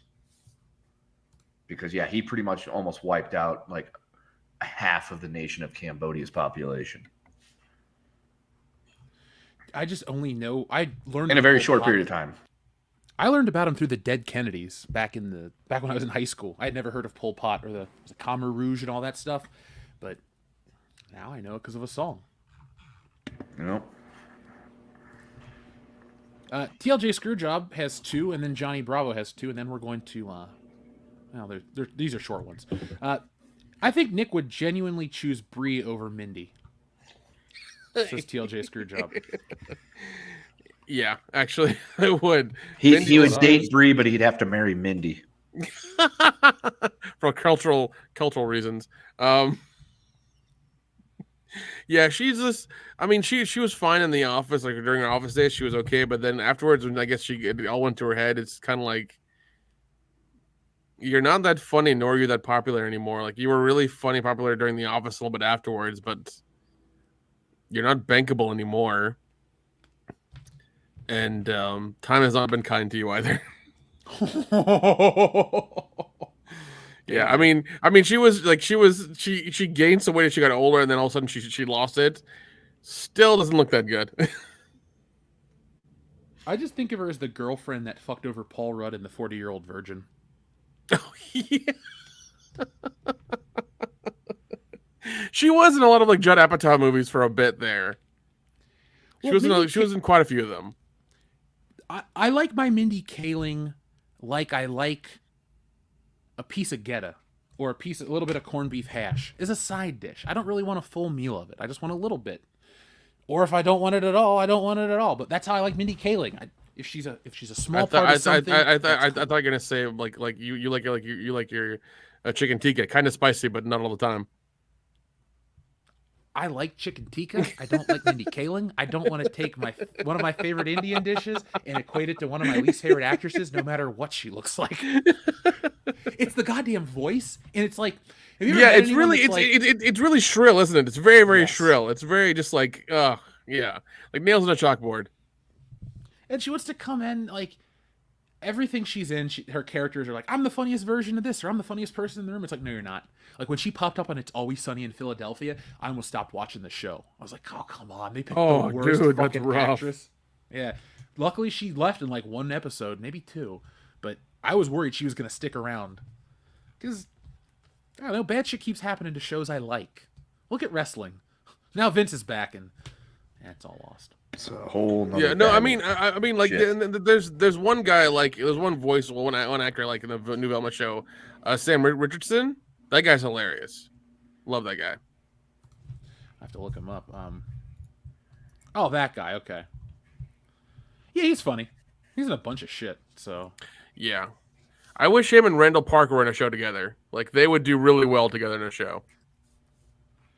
Randall Park, is that the guy from all the Marvel shit? Okay, that's right. I mean, he's in a ton of stuff, but yeah. Oh, he was in that terrible Blockbuster show. Yeah. I love the headlines of that so much. It's like Netflix kills Blockbuster again. I was like, God damn it. Oh, dude, he was in the Paw Patrol movie. Now Dion loves him. Oh God. TLJ Screwjob says, seriously, folks, watch Mystery Incorporated on YouTube. Nick, do you like that one? Yes, Mystery Incorporated is good. That's the one where they're in high school. They're in Crystal Cove. In their town, and they have to do like it's about the town and them growing up. Like it's all about them.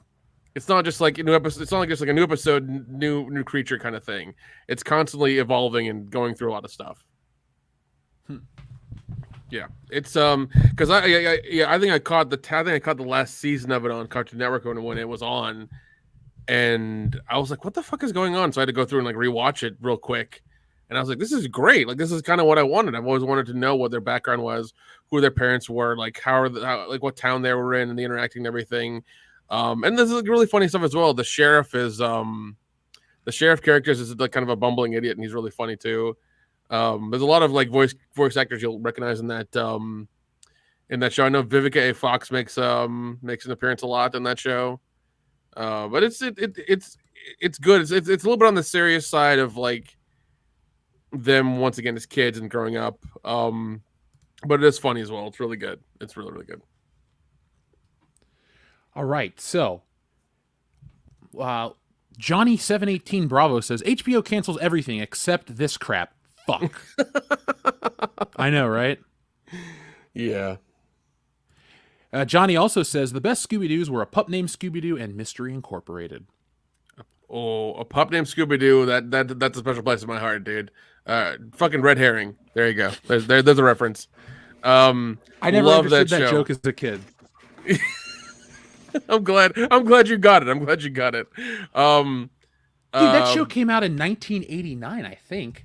Yeah, it was right in the beginning of the 90s, and here's the thing, the theme song was catchy as fuck. I can still remember the words. I'm not going to sing it to you. Yeah, I know, but if you hear the first 2 bars, you'll know exactly what it is. It's catchy as fuck, and you just know what it is. This show predates me. It came out a month and 10 days before I was born. So. Oh, jeez.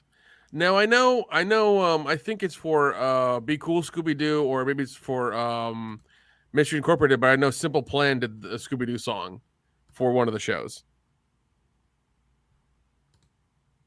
Say that again. Simple Plan.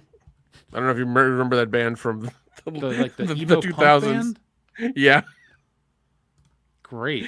Yeah, they did one. They did a Scooby-Doo intro song for one of the shows. It's actually really good. You know, it's very modernized for sure, but they did a good job. I just prefer the original Scooby-Doo theme. Oh, nothing tops that one. Of course. It says the word doobie in it. True. When I was in grade school, I'd watch that 70s show, and I picked up on special brownies and pot jokes and all that stuff. And so I would make jokes to my mom. I was like, yeah, Mom, didn't you realize everything in Scooby-Doo was a big weed joke? And she goes, nuh-uh. And so, little kid me is trying to explain shit that I learned from other TV shows, and she's, heartbroken. She's like, no, not Scooby-Doo. I'm like, yes, Mom, Scooby-Doo. They're all high.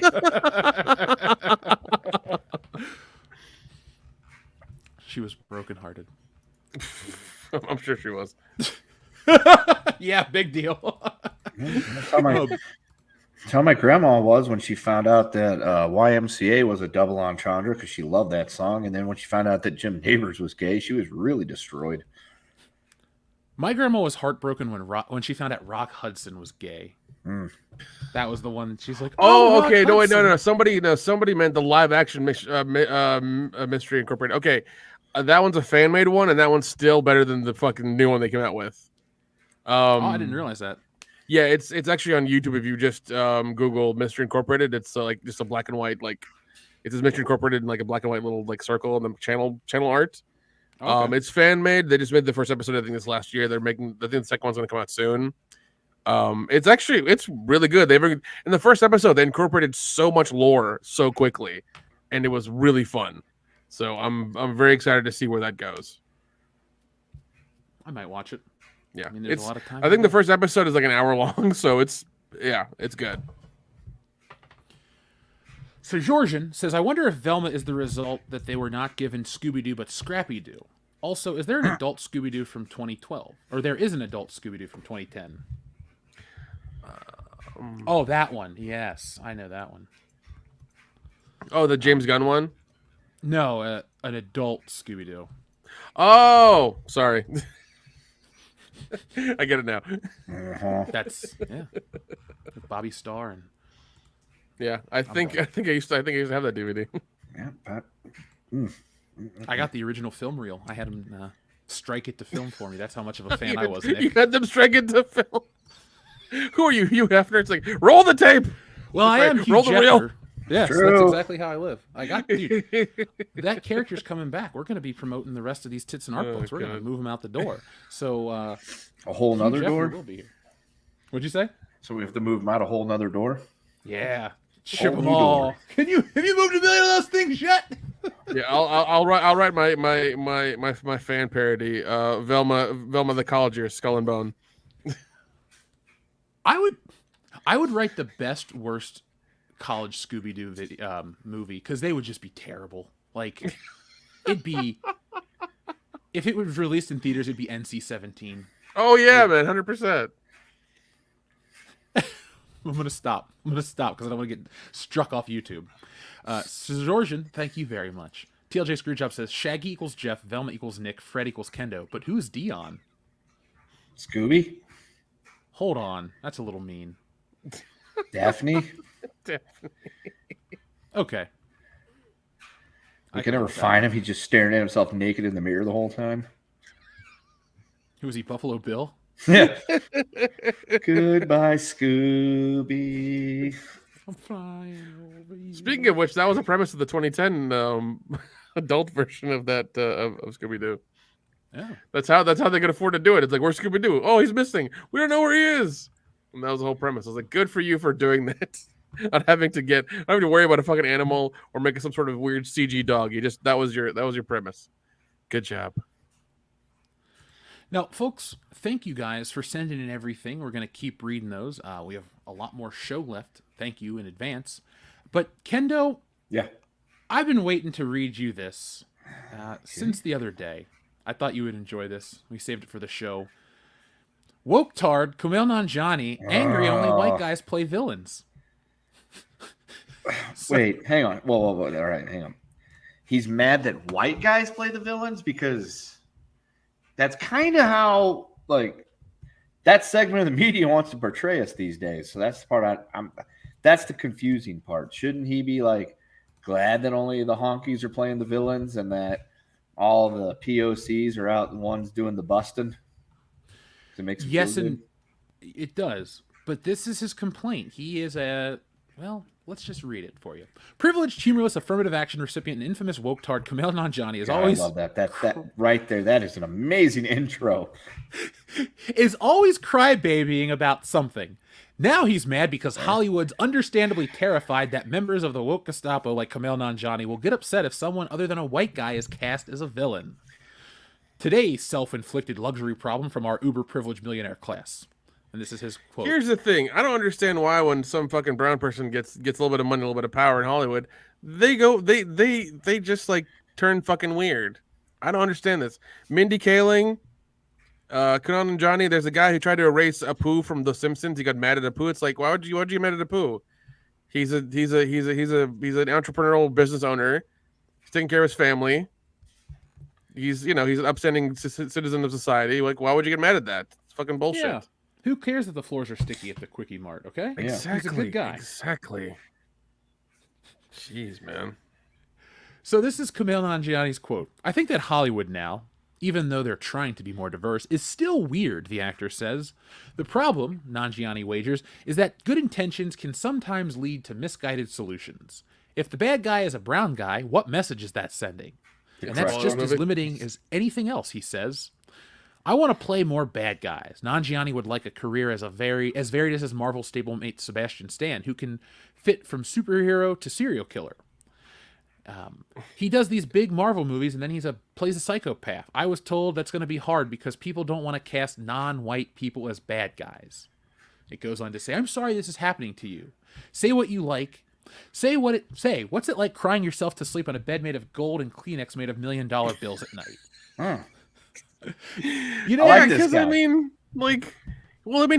play a bad guy in that Hulu series about fucking Chippendales, where apparently the guy, the backstory is the guy was Indian and he made the Chippendale stuff in Miami, and then people were trying to copy him, and he fucking went out and he put a hit on him. He got him fucking killed and shit. He talked about that in another interview. He goes, well, if it wasn't based on a true story, that character would have been white. I'm like, okay. But it is, so it isn't, so gotcha? I don't know. Fuck. Well, what this says to me is, a lot, actually. But the way I take it is, we're in this really, really, really, really stupid window, and it takes away the humanity of non-white people because it shows you that only minorities get to be happy, whatever, heroes. But that's just like it was back in the day when only black people could play slaves or housekeepers and shit like that. And then they were able to get more diverse roles through time. We've gone backwards to where it's what the fuck? Good or bad, it doesn't matter. Imagine if Denzel Washington was only allowed to play heroic roles, there'd be no training day. I mean, he's only been playing heroic roles, really. What? He's played a lot of heroic roles. A lot of heroic roles, but not only heroic roles. He's been the bad guy. Uh-huh. I'm saying, imagine a world where it's just nonstop that. Even Harrison Ford, I know he's white, but even Harrison Ford eventually played a bad guy. You can't have an interesting acting career or what lies what beneath, and that was such a weird movie. Such a weird movie. But like, let's take it like Sean Connery. It's like Sean Connery was only able to play spies and good guys. His career would have been ridiculous. But he did Zardos and other things and was able to like expand upon it. I don't care if Kumail Nanjiani has a better career because I don't really like him that much. Nope. But at the same time, I think it's stupid that Hollywood only wants to make white people. Well, I mean, bad guys. the thing is that he's a diversity hire. That's really what Correct. he is. He's a diversity hire. He's in the door now because of these new wonderful rules that Hollywood wants to impart on us and the world. So that's why he's there. And he thinks since he's gotten paid and he's a diversity hire and he has a voice, which he doesn't, they just start, shouting from the rooftops, and he thinks people are listening. They'll write articles about you. They'll comment on it, but the needle won't move, buddy. I'm sorry. Yeah. All right. Hang on. All right. So for starters, Mr. Kumail Nanjiani, whatever the fuck your name is, what is that, like 4 U's or 3 N's? Jesus. That's 1 U. Jesus. Yeah, bullshit. So let me talk to you a real second history here, Mr. Nanjiani. Number one, you know what I dislike? The fact that you're of Pakistani descent and you always play Indian characters. So you're taking jobs away from people like that aren't being represented. How's that feel? You like that one? Because apparently you want to talk about representation in media. Why are you falsely representing? Huh? You know what else I don't like, Mr. Nanjiani? The fact that you tell people that you ate like eggs and buffalo and chicken and rice and broccoli and you got completely ripped and you didn't do fucking steroids. Bullshit. Liar. Now, that's another reason why I can't stand this fucking clown. I mean, pull up a picture of him and he's always got that douchebag, arrogant fuckhead smirk on his face like he thinks he's better than you. And yeah, that's exactly what it is. He's a diversity hire. And a ripoff one, too. He was in a show and they needed like an Indian computer programmer guy. So they get this fucking clown who's not even Indian. And then he gets known off of this show. And then he goes and gets roided out of his mind, tells people he's totally natural. He's not. And then, decides that after now he's in a couple of well-known movies, he's somehow like reached this superiority that he can just fucking preach to and talk down to everybody. It's like, dude, just because you got roided out of your mind and you were in the Eternals doesn't make you fucking cool, okay? It doesn't make your opinion better than anyone else's opinion. And the fact that all you do is just bitch and complain all the fucking time, that just gets annoying as shit because you come off as nothing but one of those douchebag Hollywood elites that thinks they're better than everybody else, that's got nothing but shit in their brains. So shut up, put down the roid needle, because we know that's the secret to your fucking success.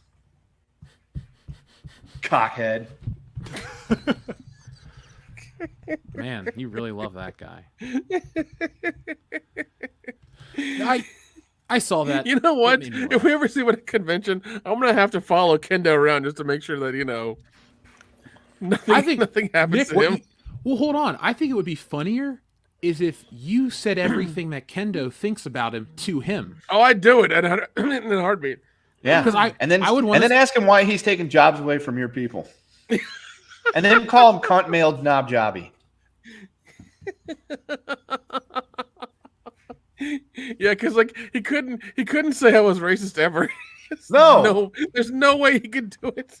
It wouldn't fit his narrative. He would just call me the racist and say that you're just saying those things through me. He would find some way to blame me for it. And I'd be like, listen here, Mr. Racist guy, and white people are bad. Isn't like your girlfriend white? Shut up, bitch. No, yeah. His wife is white. Yeah. Yeah, sounds about right. White people are bad. Why are you married to one? We need more represent. Why are you taking jobs away from Indian Americans?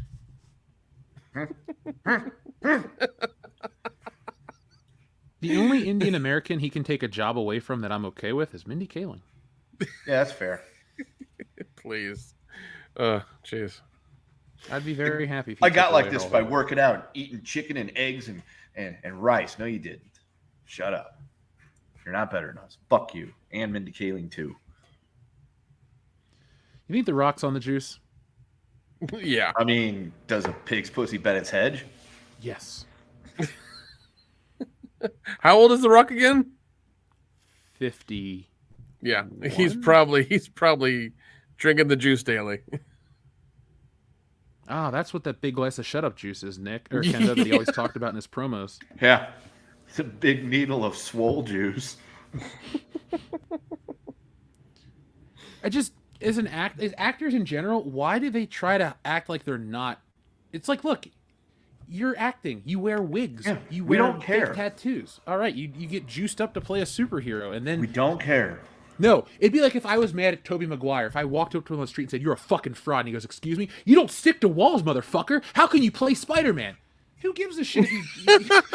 Just don't lie about it. That's my thing. Don't fucking lie to me about it. I'm not an idiot. Like, don't treat me like I was. Yeah. None of us care if they're on the gas. It's the fact that they're, especially fucking Kumail Nanjiani here, who is clearly on the gas to go from being a flabby dude to being ripped out of his mind. No, and it was within a year. a night and day thing, because I remember seeing him at the beginning of that year or whatever, at the beginning of that process, and I remember because he left Silicon Valley, that show, Yeah. and he was just kind of like normal Indian guy, and then all of a sudden, boom! Like it seemed like overnight, just like ripped out. Yeah. Yeah. Dude's totally on the fucking gas. That's the problem. It's because they want to uphold this phony image of themselves as these fucking crusading, I won't even say white knights, because they might get offended by that, because it's like, oh, I'm not white. No, you want to be, though, or else you wouldn't bitch about it all the fucking time.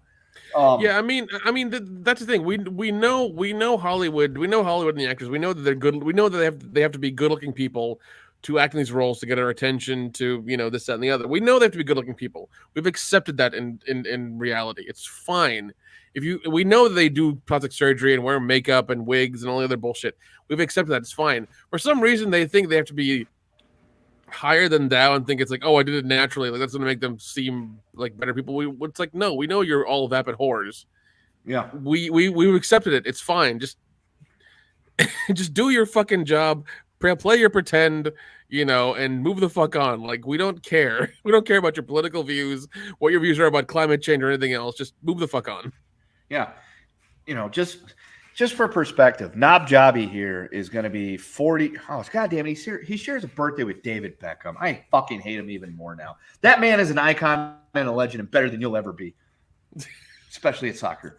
Not the point. But anyway, this guy, all right, he's going to be 45 years old, which means when he started his body transformation where he just fucking ate chicken breasts and steamed brown rice and broccoli and worked out really a lot, like twice a day or whatever for a year to go from that to what he is now, he would have been 42 when that happened. Yeah, peak fucking athletic training, peak fucking testosterone regimen. I'm not going to pretend that I'm some kind of like Adonis or like, a physical specimen. I'm not. I'm what happens when you stop playing sports and you drink a lot of beer and eat a lot of shit that you're not supposed to, and you sit on your ass most of the day. I'm not going to pretend I'm not a fat piece of shit half the time because, oh, yeah, look at me. But that's not the point. The point is, if I really wanted to try, I could eat chicken breasts and steamed brown rice and broccoli 3 times a day and eggs and work out twice a day. Am I going to look like that in a year? Yes. You know how? I do steroids. That's how I can look like that in a year. Go fuck yourself. For a second, I was like, wait, what? No. Dude, if I worked out, dude, I could go on a crash diet and work my ass off for an entire year. I'm not going to be ripped. I'll be a lot thinner. I'll probably be down like 50-something pounds and, touch that, 175, grail that I've been looking for, let's see, what year is it? 2023. So last time I was that 20 years ago. But the thing is, it's not feasible. Why? Because I'm over 30 years old now. And, your body just doesn't work that way anymore. Okay. So that guy is totally on the gas. Fuck him. I hate him. I hope he dies.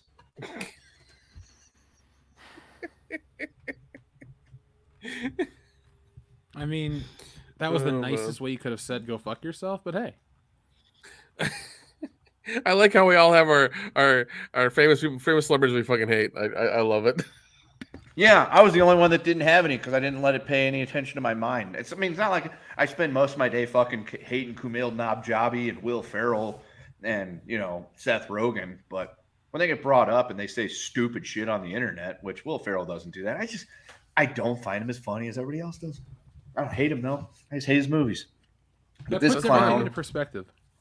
Yeah, but this clown always bitching and complaining about how horrible the world is. It's like, dude, you got the fucking golden ticket, and all you had to do was pretend to be an ethnicity that you're not, and then shove a needle in your ass repeatedly and get ripped out of your fucking mind to play some shitbag fucking MCU character in a movie nobody watched, except Jeff and Dion. I didn't want Kingo, the Eternal. God, and I can't believe they're they're wanting to make a fucking part 2. Like, I can't believe that. That's that is the. Somebody better tell Kumail so he can get back on the gas. Oh, he's ready. He's gonna train with Batista this time. Oh fuck! Because he was never on the gas, dude. Oh my, he still is. I know he's. Batista's the kind of guy that would want to get angry and up in your face. Hey, you don't look like me. You can't talk shit. I'm like, bro, if you are not on roids and have never been on roids, and then you just look at his wrestling career, like he has so many injuries and so many. God, fuck, we'll just leave it be. That guy, like his blood is radioactive. Oh god. Like if he bleeds in the floor, it'll just like it'll just become acid and like go through it. Like alien's blood. Yep. All the way to the floor of the ship. Yep. Well, I'm tired of talking about this guy. You want to move on to something else? Please do. All right. I'm already on blood pressure medicine. Nick, let's take a quick detour. Did you see Megan? I did not see Megan. I did not see. I was on the list, but I didn't. I actually watched. I watched The Whale yesterday. How was it? It was good, man. It was really good. If Brendan Fraser doesn't get nominated for a fucking Oscar, I'm gonna be very, very pissed off. I want to see it still. It's a very emotional movie, and like he does such a fucking good job in that movie. Oh my god, it's so believable. He does like just seeing him, like he's in the movie he weighs like 600 pounds. That's the outfit he has on and everything, and just his movements, the way he does everything, like he's really gotten that down. And you feel sorry for him because like the movie starts with him like almost dying, and you're just like, what's going on, and then you realize like his heart pressure's all the way up, and he's like basically has a week left to live, and he doesn't really care, and he just kind of goes on with his life, and he's trying to reconnect with his daughter who he left when she was 8, and now she's like 17. His wife comes back comes back as well because they have their own marital problems. And also what's her name? Sadie Sink. Like she does a really good job being the daughter. Like you don't see her as a girl from Stranger Things in the movie at all. Like she blows past that. Good. Yeah, she does a really good job. Also, the kid from Iron Man 3, the boy with the garage or whatever that helps him out, he's in this movie. Oh, he plays like he plays like a kid who works for a church mission who goes door to door about like the word of God and things like that, and he becomes a character as well, who's also important to the story. Yeah. I got a question. What's up? So I saw an ad for The Whale the other day, and it was not of any interest to me, and I don't remember seeing any of these people in it. I saw Lizzo dancing around. Is this something different? Was that an ad for something else? You're looking for The Whale with Brendan Fraser, not Whale the song or video. Not the actual Whale with Lizzo. Okay, because you guys are talking about The Whale, and I saw an ad for the Lizzo HBO Max special. I'm like, oh, that's what they must be talking about. And then that rapper Whale this is different. Wale. Okay. Yeah. Wale. Dude, his name is spelled W-A-L-E. That's fucking Whale, all right? I want to see this movie because I want to support the Brendan Fraser, the No, and that Renaissance, that's why I wanted to go see it as well, just to support him as well, and to check it out and see how how good it is, and once again, like, yeah, just out of the park, man. It's insane. Well, I will add that to my list. I will tell you that Megan was not this genre-defining game changer, but it was a damn fun movie that I would recommend to anybody that likes fun horror movies. It's like legitimately a fun movie to watch. Okay, cool. That's good. It's everything Child's Play wanted to be with that reboot a couple years ago. And it also knows how to talk about the dangers of technology and the effects of that on a psyche of a child without being preachy or boring at all. The kid can act. The other actors are great. It's a tight movie. It just keeps moving at a nice, quick pace. There's only a handful of kills, and it's not very bloody, but that's fine. I'm looking for suspense more than I am gore. And while Megan is not what I would call scary, it is good. So that is. Well, here's the thing. I remember watching the trailer, and like there was the nice extended trailer. It's like 2 minutes long, whatever, and it reminded me of an old '90s movie, a kind of crappy one from the day called Man's Best Friend. Who was in that? Lance Hendrickson. Oh, okay. Yeah, it's basically about like let's see, a genetically engineered dog escapes from a science facility where it was created. A family takes it in unaware of its deadly instincts, which soon emerge. The scientist who created the dog tries to find it before it's too late.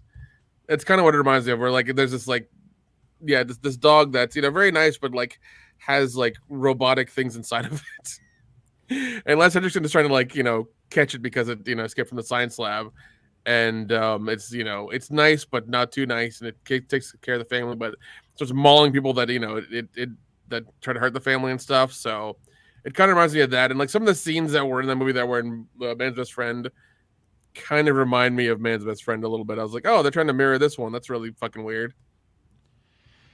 Yeah, I haven't seen that one, so I'll have to check it out to cross-reference it. But I mean, I really don't know what else to say besides getting into spoiler territory. It's a nice, easy, digestible watch. If you're not into horror, you probably would rather watch it on streaming. But if you're looking for something to get out and see, yeah, like that's what I'd recommend. I guess, is The Whale on streaming or is it out in theaters?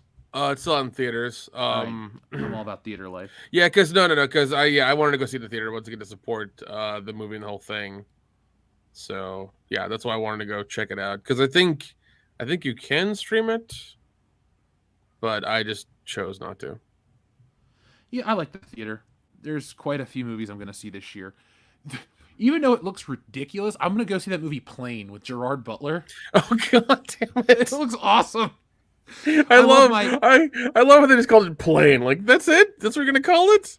Well, I said last year to Jesse, I'm like, I guarantee you the one name movie titles are going to take off even bigger, because there was Ambulance last year, there was Beast, there were a couple of them that were just one word titles, and I kept laughing. And so now we have Plane, then we'll have Train, we'll have Car, we'll have Boat, we'll have Pen, we'll have Mug the movie, we'll have Luggage, we'll have Lamppost. Luggage. Oh man. God. Superfan Adam Shaw had in the chat hoping that the WWE would be sold to us. That is what every wrestling fan would want. For world class, we would make to the get product 100 times better. Yeah, we would. Because we like wrestling. We actually care, Kendo. Oh yeah. Wouldn't that be weird to have wrestling run by people that actually give a shit about wrestling? You know, it'd be really great if all these IPs were run by people who actually fucking cared. That'd be really great, Jeff. It would help immensely. Yeah. Because for some reason they keep getting these wheatgrass shot drinking motherfuckers from straight out of college. We're just like, things need to be diverse. How are we going to start this meeting? With 20 minutes of saying all of our pronouns. That's what the fuck the problem is. All these goddamn and then we need to make this movie. We need an Indian actor. I know. Let's get Kumail Nanjiani. He likes taking jobs from people that aren't him. Yeah, he's that kind of guy. Fucker. Yeah, there's the goddamn problem. The love on this show tonight is wonderful. I'm Yeah, not like this you is guys. this is why we need to start. We need to start. There needs to be cocaine in the writing room. There needs to be cocaine in the writing room. No more fucking vegan tofu sandwiches. No, fucking Yeah, cocaine. cocaine and steroids. Kumal now, Javi's fucking after workout shake. We should give cocaine and steroids to the people that are currently working in Hollywood because they would fry themselves and just, the new people could come take their jobs really quickly. Yeah. There you go. Was that over the top? I can never tell. All right, so no more Kumail Nanjiani talk. I guess we're through him. Megan's taken care of. All right, guys, let's talk about the Vince McMahon segment, shall we? Because Vince McMahon is in the news. What a fucking tale this is. Yeah, because I got text messages from you guys and from other friends about the whole thing, and it seemed like a bunch of shit happened all at once. It was crazy. Yeah, like, he got busted for his indiscretions back over the summer and earlier, in the year. He retired out of the blue. And then, like, last week, there was some rumblings about, he might try to come back. And he was saying, like, I got bad advice and blah, blah, blah, blah, blah. But the whole thing is, the thing was a fucking house of cards to begin with, because he owned, like, 81% of the stock. And he owned all the fucking voting power, or, like, the majority of the voting power and everything like that. So he could essentially just stage a coup and put himself back in charge if he really wanted to, because in a matter of like 4 days or 5 days, like, he announced he sent a thing to the board saying that he was wanting to come back. The board unanimously rejected him. He showed back up anyway, fired 3 of the board members, 2 of the others resigned. He installed his own puppet people into those places. They unanimously voted him back as chairman of the board. Stephanie quits. Then it says that he's going to be selling to the Saudis. And then they backpedal hard on that one when they saw, I'm assuming because of the way they saw the reception on the internet to that news. And now anybody from Scrooge McDuck to some milkshake in the Middle East to, fucking the Khans and you name it. Anybody with a shitload of money is now being like tapped to buy the WWE. Dude, this has been some of the most insane wrestling conversations I've had this week, because it's not about, oh my God, the title's on the line or the crossover or this match. It's the Machiavellian nature of Vince McMahon is far more interesting than any WWE any storyline they've ever produced. You can't make up shit as interesting as what's going down in the WWE. It's too good.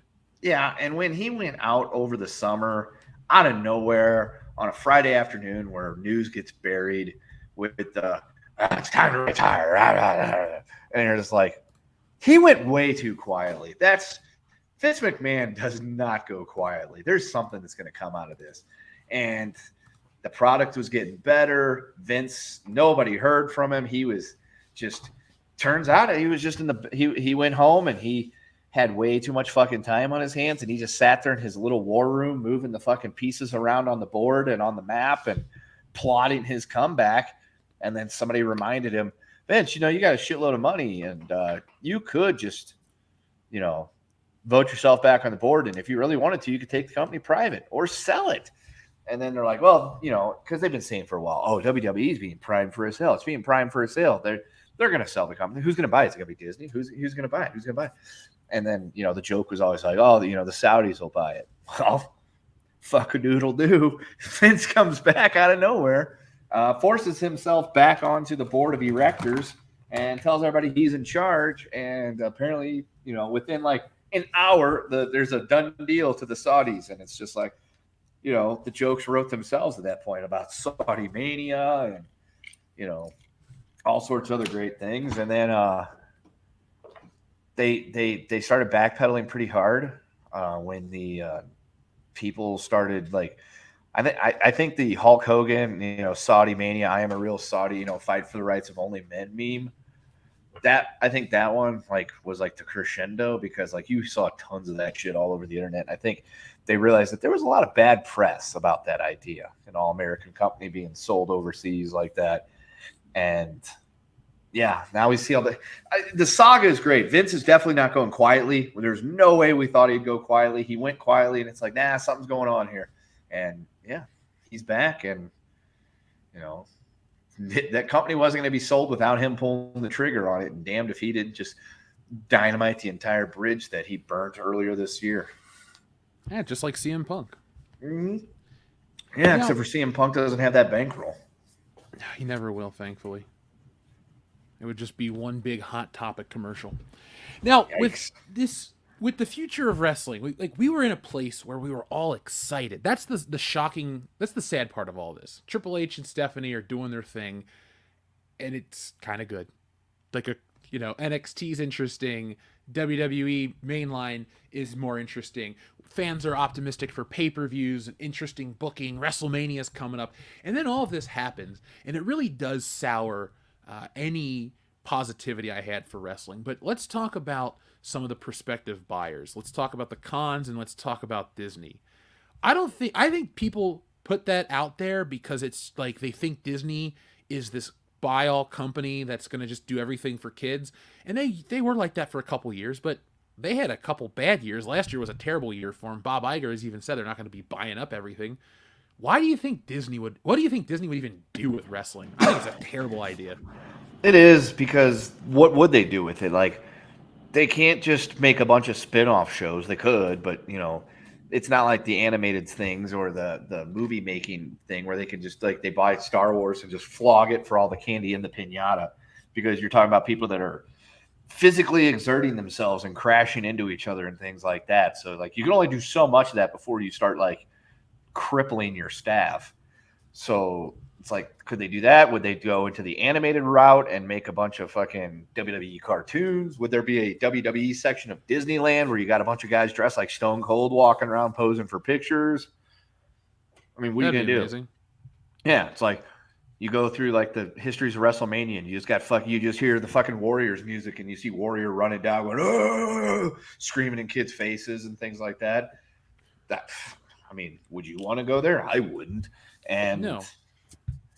Yeah, so it's Disney wants to buy it if they can market it. They bought Star Wars because they could flog it and make a Star Wars land and $3,000 a night bitch fucking retreats and things like that. So I don't see how you can do that with WWE, the property. That's why I never really took the Disney sale real seriously, because I'm what could they do with that? They wouldn't be able to, essentially Disneyify it.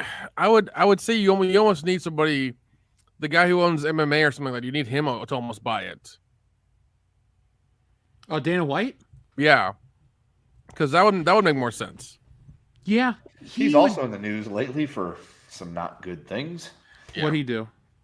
So, all right. So apparently he created this league called the National Slap League, where people just take turns bashing each other across the face with open-handed slaps to see who's the toughest. But on the eve or verge of that thing debuting on TBS or whatever it was supposed to be, he was caught on camera having a big argument with his wife down in Mexico, where she smacked him and he turned around and hauled off and whacked her back. Oh, shit. Yeah. It's either some really bad publicity he was trying to get for his slap fighting league, or there was just a little bit of too much to drink that weekend. Either way, we don't condone that behavior. Mm-mm. Oh, no, the reason I always bring up the Disney stuff too is it's a fucking different business. It's a traveling show. People keep thinking, oh, I watch it on TV. You don't think about the actual production of wrestling. It's the only traveling show at that scale every single week. It's its own thing.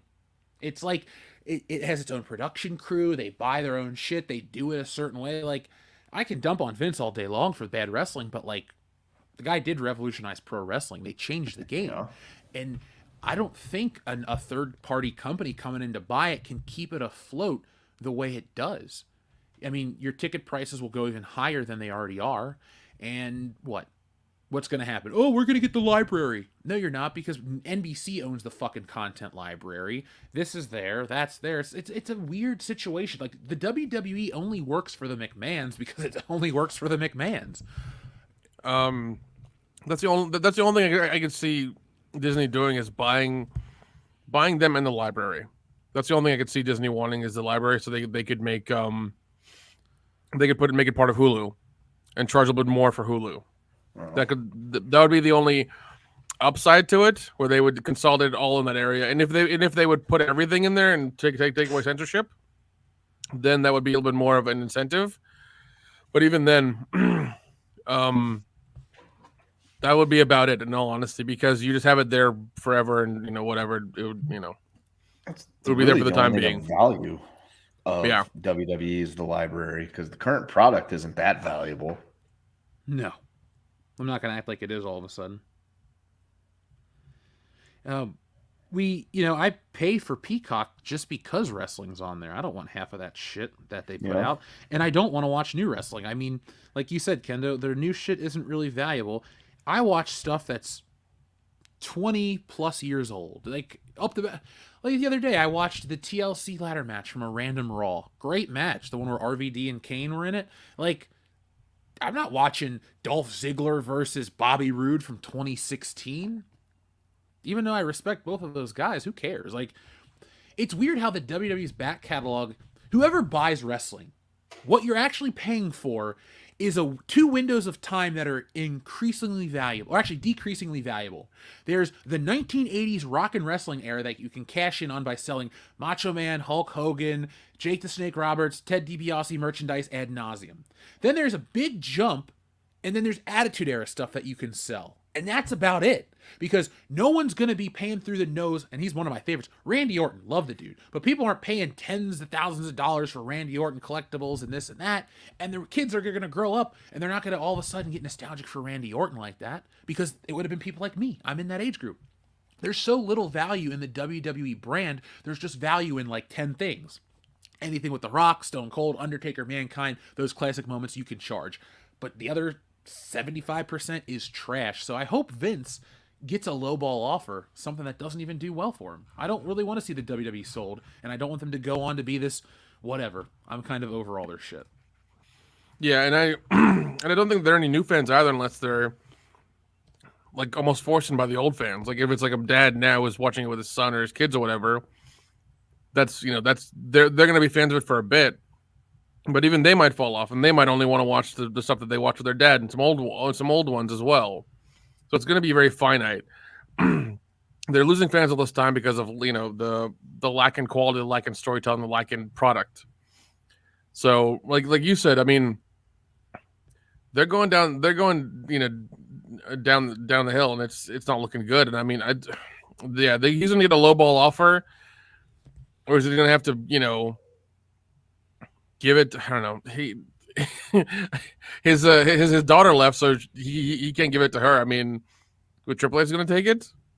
That sounds like a terrible. Going to be fired soon. Yeah, I mean, probably. So I mean, and his son's gone too, so it's just him now. He's going to give it to one of the cons? He's going to give it to the cons? Is that what he's going to do? I mean, it's hard to tell. With all the talk of the Tony Khan stuff, I think that's Tony Khan and his dad trying to get into the conversation to make other people want to bid more, to like basically to try to like inflate what WWE is going to cost and make somebody, I don't know, fuck with the price, essentially is what I think they're doing. I don't think they actually have an interest or the ability to buy the WWE, and I know they're rich billionaires. How much is this business going to sell for, though? They just had their first $1 billion profit year last year, so from a spreadsheet standpoint, you'd want to sell when your value's the highest, and now their value's the highest. So I would love to see Tony Khan buy it just because. But I think some kind of conglomerate that shouldn't even own it's going to buy the WWE, and it's just going to be another brand for the catalog, and wrestling as we know it will sadly die. Yeah, pretty much. Yeah. I think that's what's going to happen. Yeah, either they're going to get a lowball offer that they're going to have to take, or they're going to get such an outrageous offer that they'll be dumb not to take it from some company that thinks they're worth more than they are. Hey, Kendo, you know this out of the shoot interviews. There are so many wrestlers out there that have like the dirt or whatever they want to talk about Vince McMahon and the crew, but they always seem to not bring it up because they don't want to burn any bridges and go back and work. Do you think a lot of dirt's going to come out about Vince once he sells the WWE? Oh, I think so. Like once Vince is out of there, the WWE sold, and nobody has to worry about trying to get Vince's favor to get a job again, provided he doesn't sell it to a company under the caveat that he's in charge of the creative. Then yeah, I think that's when you're going to start seeing a whole lot of other stuff. I would also even go so far as to say, like, once he's no longer with us, which I'm predicting will happen by the end of this year, then I think that's when you'll get most of that stuff coming out. It's when they say that once there's absolutely no backlash and people feel safe, I think it's when you're going to get a whole lot. But even then, it kind of depends, because it really has a lot to do with like their relationship with him. Because like I listen to Cornette. Cornette doesn't say anything negative about Vince McMahon, really, other than what he's done with modern wrestling that Cornette doesn't like. But because all of his interactions and dealings with Vince McMahon personally were always positive. So again, it's going to come to that, because like, is Bruce Pritchard going to start telling you where the bodies are buried? Probably not, because him and Bruce go back decades and have such a good working relationship together. Even JR probably wouldn't be able to completely dump on him, because for the most part they had a very good positive relationship and working with each other.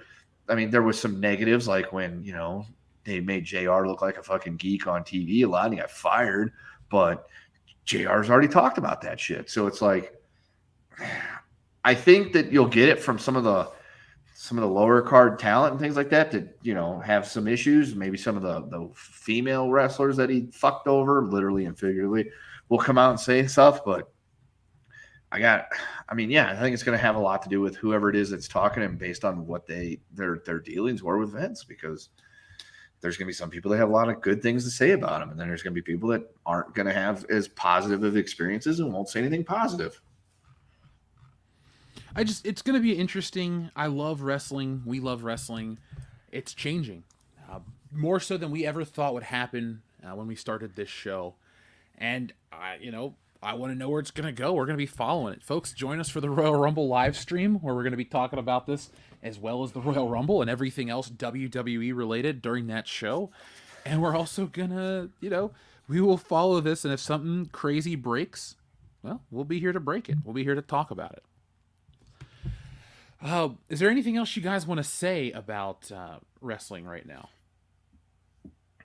Nothing, man. I think it's going to be interesting to see what happens next. I mean, with everything that happened the last couple of days, with just like the plethora of information, it's going to be interesting to see what's actually true, and what's actually going to happen with this. I mean, if it gets sold to like a fucking telecom company like T-Mobile or AT&T, it's gonna go under immediately. They're gonna pay too much for it, and it's gonna be shit. AT&T presents the WWE. I'm just saying, like that shit happens. Like that's how we got a lot of these shitty movies we got now. Is all these telecom companies wanted to buy movie studios, and then they realized that the money in them is slow, and that's why we got a bunch of shitty movies for a long period of time there. So, I mean, Comcast owns Universal.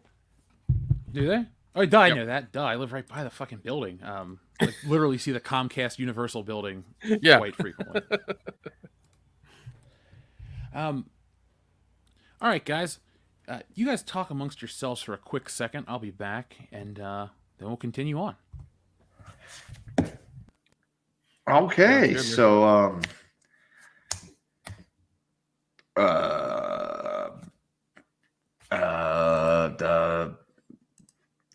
cool. So how about this? I will read the super chat from Impause, because it was directed towards me, and you go fuck yourself, Nick. It says, I'm curious. I love you too, buddy. I'm curious, what be your thoughts on Python humor? I mean, any jokes about snakes are usually pretty funny, so I'm good with that. Also, I think he's talking about Monty Python. I fucking love Monty Python. Like, that type of humor is like right up my alley, because they could go from being like witty and smart to just outwardly fucking silly and just blatantly dumb for the sake of being funny. But then you'd have other like little things that would be entertaining as hell and enjoyable. So I'm 100% on board, because I've got the fucking box set of all the shows.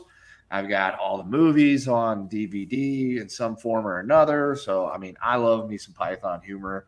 It doesn't get old. The only thing that kind of sucks is that outside of Python, the only one that seemed to really do a whole lot that had any staying power is like John Cleese. Yeah. He's done some good stuff. But, Mhm.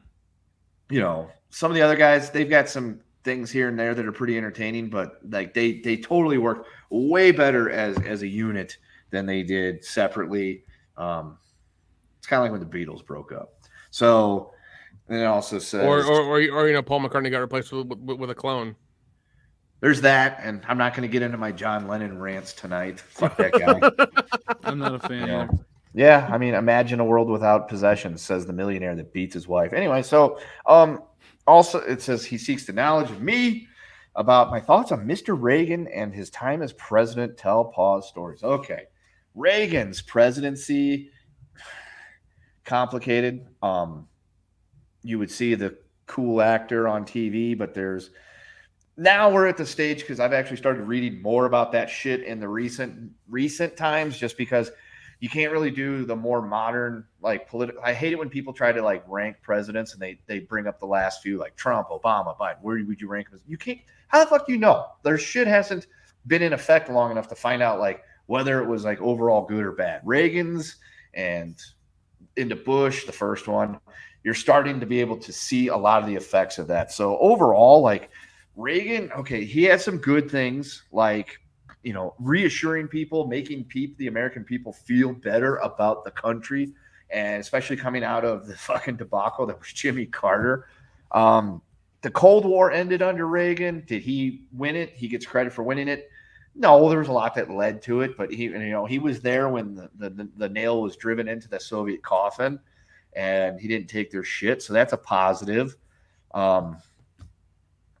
He, like I said, he made people feel really positive and good, and he, made everyone have like a good feeling towards America. The problem is that there was also a lot of corruption that went on under his presidency. You had the Iran-Contra shit, the war on drugs that didn't fucking work whatsoever. Oh, yeah, God. Thanks, Nancy. Yeah, the whole Reaganomics thing, just the whole trickle-down economics that didn't work at all. We're still having people scream about it today, like, oh yeah, we need trickle. No, we don't.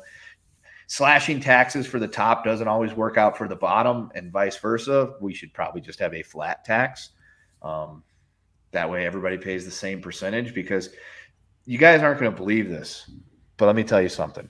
If you make $15 an hour and you pay 10% tax, you're paying $1.50. Okay. Okay. But if you're making, I'm following you. Okay. All right. Okay. If you make $30 an hour and you pay 15% tax, you're paying $2. Okay. Is it $2? My math might be wrong. Maybe it's $3. We'll just say 10% because I don't feel like doing the hard math right now. But you see, like, everybody's paying a different amount. You would say that's unfair, but is it really unfair? Because you bring home $50,000 a year, you're paying 10%, which is $5,000 in taxes. The guy that makes $10 million a year is paying $1 million in taxes at 10%.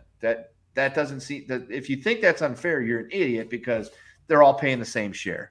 And for some reason in this country, we feel like that the people that pay like $50,000 or make like $50,000 a year should pay less taxes than the people that make, millions of dollars a year, when, yeah, they will if you do it percentagely, because the people at the top are still going to be paying a lot more if you just do a flat tax. Everyone pays the same fucking percent. Or just start taxing the churches. Do that too. I was going to say just a consumption tax. That'd be good too. Yeah. I mean, there you go. We don't even need an income tax. Just tax shit that we buy every day. Will those prices go up? You betcha. Will you have more money because you don't have the fucking IRS raping your paycheck? You betcha. So there is that as well. So to answer Impaw's question, other than the fact that taxes are bad, I fucking hate paying taxes. Anyway, yeah, Reagan, was he a good president? For the time that he came along, yes, he made people happier. He came along, he made Americans feel better. He beefed up the military. He did a lot of things that Americans loved. In the long run, was he good? Probably not. If I had to rate him as a president, I would probably give him. I'd probably rate him like a B-, C+, just because as time goes on, a lot of stuff that he instituted hasn't, aged as well, like the bigger issues. Back in the 80s, you'd probably rate him a lot higher, but we'll see. But I also have a very strict guideline, and I was actually thinking about doing a presidential tier list one day. Woodrow Wilson would get an F. Fuck that clown. That would be the very first one I could do.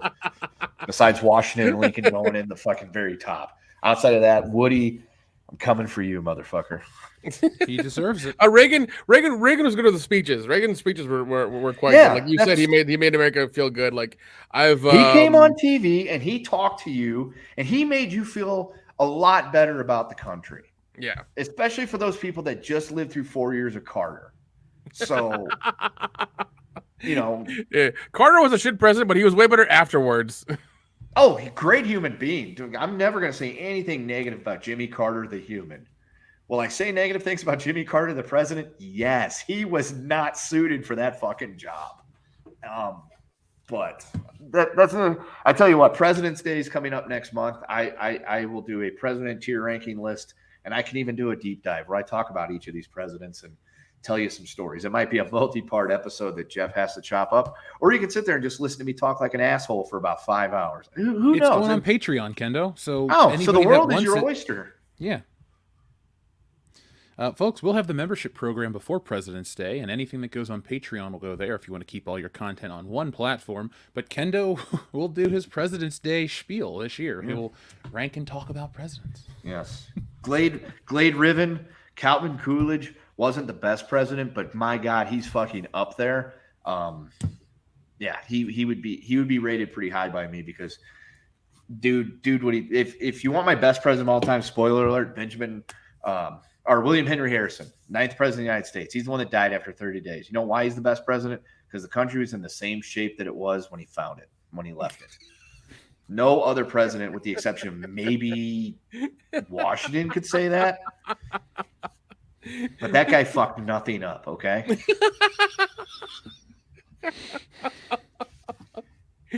Oh, man. That's funny. Your take on history is my favorite, Kendo. Yeah. Well. So, folks, we're going to get to that special thing in just a moment. Nick, pick a number between 1 and 69, and we'll check in with the audience. 20. 20. Here we go. Class? Who gives a shit about class? Who the fuck is this? This is Deputy Chief of Police Dwayne T. Robinson, and I am in charge of this situation. Oh, you're in charge. Well, I got some bad news for you, Dwayne. I'm not the one who just got butt-fucked on national TV, Dwayne. Argyle's the best. I watched all those movies with my mom during Christmas. She agreed with me. All of them except the last one were great. Still never watched that one. I refuse to watch it.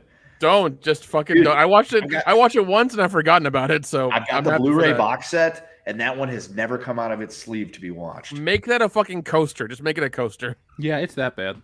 I fucking hate that movie. And I paid to see that shit in theaters on day one with every other Die Hard. I went to one of those like all-day events. Oh my God. The best part obviously was seeing the first movie, and then the third, and then the fourth, and then the second, and then that fifth one. Holy shit, is it terrible. You've never seen it, folks? Never watch it. Yeah. All right, so the audience. Here we are. So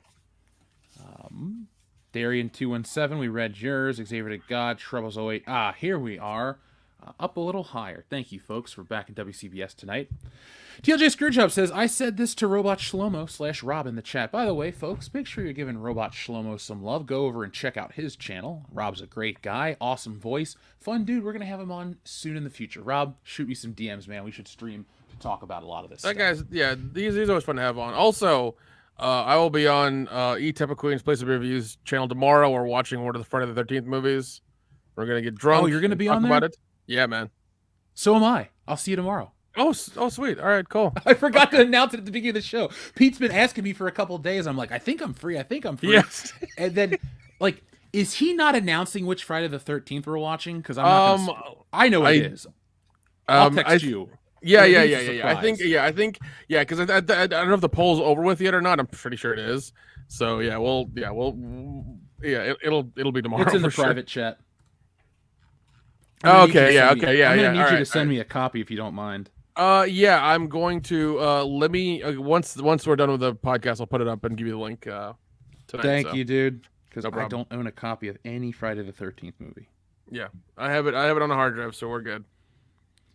Isn't it wrong that I don't own a Friday the 13th movie? You should at least own the ones you like. I do. Then you're fine. Then you're entirely fine. I want to buy the box set. Yeah. Okay. I mean, as long as you have like one of them you like, you're fine. I would never force anybody to like be like, oh, if you're not a fan if you don't like all of them. Like, no, that's not how that works. Because they're varying in quality and kills and a bunch of other stuff as well. I would just say buy the ones you like. Me and Pete bought the box set because we're just we're huge fans.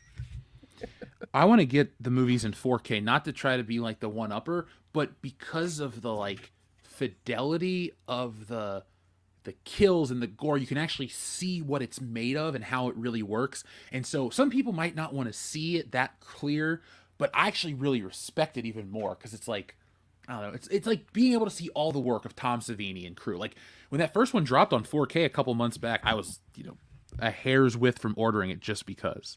Well, I mean, wait if you want all of them on 4K, I'd say give it another year or two and they'll do it.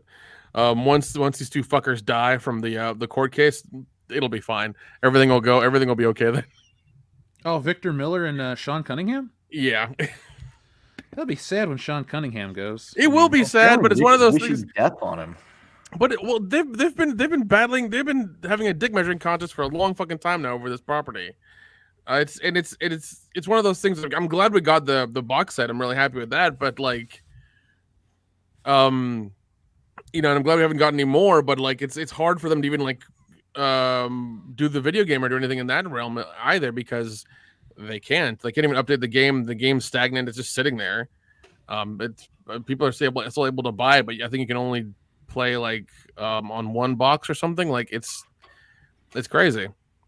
And it was a fun game. It was, they were starting to get to be to get up there, and they were doing some nice stuff with it, and then it all got cut off, So I'd like these guys to like put their shit aside or figure the fuck out and get over it and just let us move on. I would too. Just, as a fan who wants more of this shit, and I want to see these over the top Jason movies come back out. I think it'd be a lot of fun. Yeah, I think Pete's actually writing a fanfic, and I think we've gotten drunk on here before and like just blurted one out a couple of times. So we'll do it again. Yeah. So, folks, that'll be tomorrow at 7 p.m. Eastern Standard Time. Nick and I will be joining Itepokuin on his Place to Be Reviews channel. There will be other guests. I don't want to give everything away because I think there are certain surprises, like I said. So just join us there. Yeah. Watch. We'll be drinking. We actually just retweeted it. I found it and I retweeted it onto our Twitter. So it's there if you want to check it out with his YouTube account and all the information. So, go check it out. Yeah, folks. We're going to have fun. We're giving you more content this year. TLJ Screwjob, thank you very much for another message. He says, would you guys watch more of these shows or just give them a chance if the folks said, yeah, we went too far in a few places, a la George Lucas? No, probably so no. If they're okay. No, because it's too far gone now, and our attention is one of those things where like it's like going back to an ex and you keep getting fucked over. It's that thing. It's like you've got to the point now where like you're not going to do it anymore because you're going to get fucked over. So why try it again? Right. That's where we're at now. It's like, no, thank you. We're tired of your bullshit. We're moving on. Yeah. I'm not going to spend my life watching these garbage shows. Like if the women who run She-Hulk, they're like, hey, Jeff, personally, we're sorry. I don't care. Your show is never going to be for me. That's why I didn't review it or watch it. Yeah, once again, like saying sorry at the end of it doesn't save our time or save the production or save anything like that from any sort of like from it being good. Like you should have figured this shit out in the beginning because you're fucking Hollywood and you have unlimited goddamn money. and limited resources, unlike us. You should be able to figure this shit out, know what the audience likes, do it, and execute out a good show. Like, there shouldn't be a fucking problem. No, it's not that damn hard. Enrique Vasquez says, or buy Knives Out from Rian Johnson and take a dump on it. Oh God, no. What I would do for what if I had that kind of, if I had like fuck the government kind of money, I would buy all of his. Probably I'd buy like Looper and Brick and a lot of his old movies and just remake them in a shitty fucking way. That would really hurt him. Oh no, I would buy them completely outright and remake them in like the shittiest way possible and everything you would ever hate. And make them derivative and really stupid and just really fucking like dumb and make the dialogue really like third grade level, like just really bad. What's the difference between what's there already? You know what you should do to really stick it to him, Nick? You should cast Mark Hamill in all the roles. So that way you can have Luke Skywalker get his revenge. It'd work. That would be funny. That'd be funny. Oh, man. Look, if we're going to troll this guy, we're going to do it well. Yeah. He'll even think we like him by the end of all of it. Oh God! Spoiler alert: we don't. Sorry, Ryan. Sorry. TLJ Screwjob, thank you very much. Enrique, thank you very much. TLJ Screwjob is back again. He says you should combine the two where Doc is shocked and putting at the. You should combine these two where Doc is shocked and at the end putting Biff's car out on fire. Should I do something like that? A Back to the Future crossover where Doc saves Biff? Yeah, you could do that. It'd be easy to do. It would be. TLG Screwjob, thank you for the idea. Adam Wofford says, if I had a time machine, I would show my kids who their great grandparents were. Also, I'd buy early stock in Apple and Google so I could own it.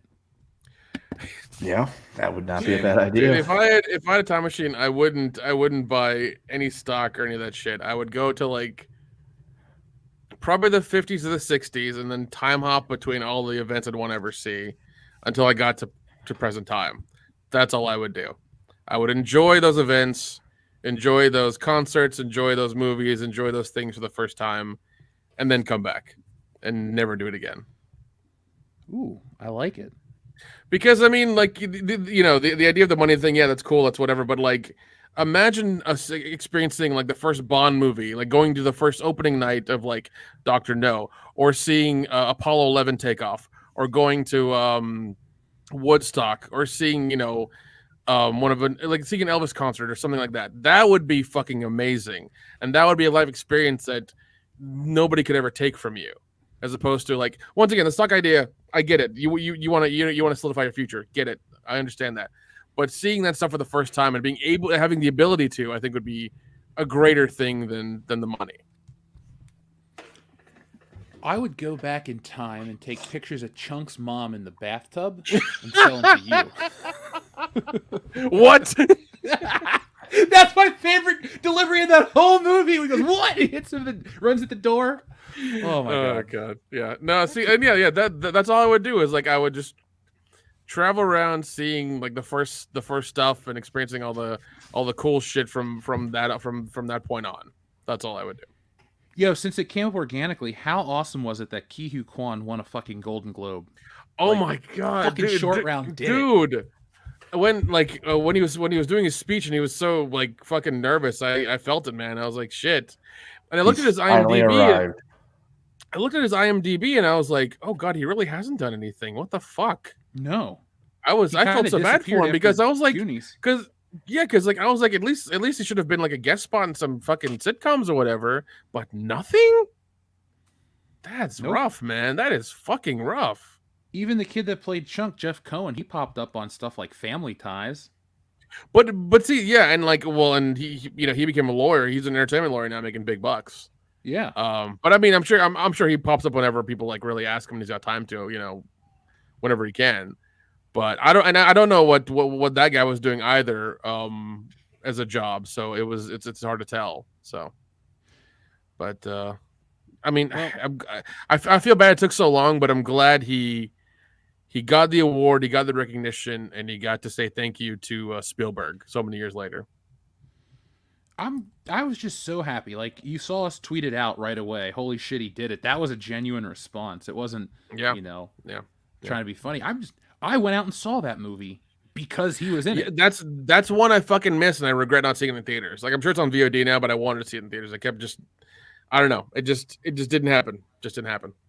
Give it a shot now. It's a damn fine movie. Oh, I am. I really want to sit down and like really absorb it and really watch it because I've heard good things. Yeah, Jamie Lee Curtis was great too. That's awesome. Time Was she travel hosting this stuff or something? Because I kept seeing her on stage and around the pictures and all this other stuff and around everybody all the time. I was like, was she just hosting it, or what was she doing? Was she just there? She was announcing her return as Ophelia and Trading Places too. That's why. Oh God! Did you hear Eddie Murphy's speech? Pay your taxes and keep Will Smith's wife out of your name out of your fucking mouth. Yeah. Yes. I was like, it's almost come full circle. It's been a goddamn year. Dude, he's almost come full circle. Eddie Murphy is back in the public eye regularly in like good ways, because for years it was always like, hey, Eddie Murphy would say something funny and then make a terrible movie and no one would talk about him for like 5 years. Now it's just like, hey, that's done. I don't know who his publicist, who his fucking agents were or whatever like that, but like they kept giving him the shittiest movies. Yep. It was terrible. I think, and like, well, here's the thing: is like I watched 1,000 Words recently, and I was like, it's underrated. It's really good. It's actually quite good. 1,000 Words is actually really good, and I don't think a lot of people saw it because it came out during an odd time or whatever, and people were still like, "Oh, Eddie Murphy, blah, no big deal," but it's actually really good. Well, I'll give it a shot. Is that the one with the tree? Yep. It's got to be better than Meet Dave. Oh God, Meet Dave is so fucking terrible. I didn't even watch it. It looked stupid. I think it happened around Pluto Nash is when he started getting those really weird shitty movies that nobody wanted.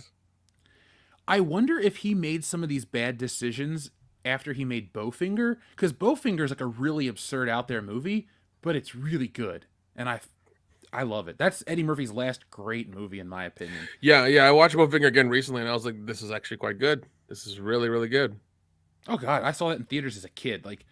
And I know people are like, oh, it's not a big deal. Yeah, but as like an 9-year-old, 10-year-old kid going to see that movie, you're like, what is a 10-year-old? Where's he going to get value in it?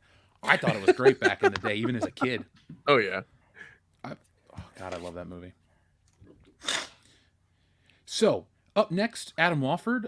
Oh, thank you. We just read Adam Wofford's. DDO says, Happy New Year to my number one Appalachian Americans. Oh, he's saying Happy New Year to you, Nick. I know. Thank you, buddy. Thank you. And a Happy New Year to you too, my friend DDO. Hail.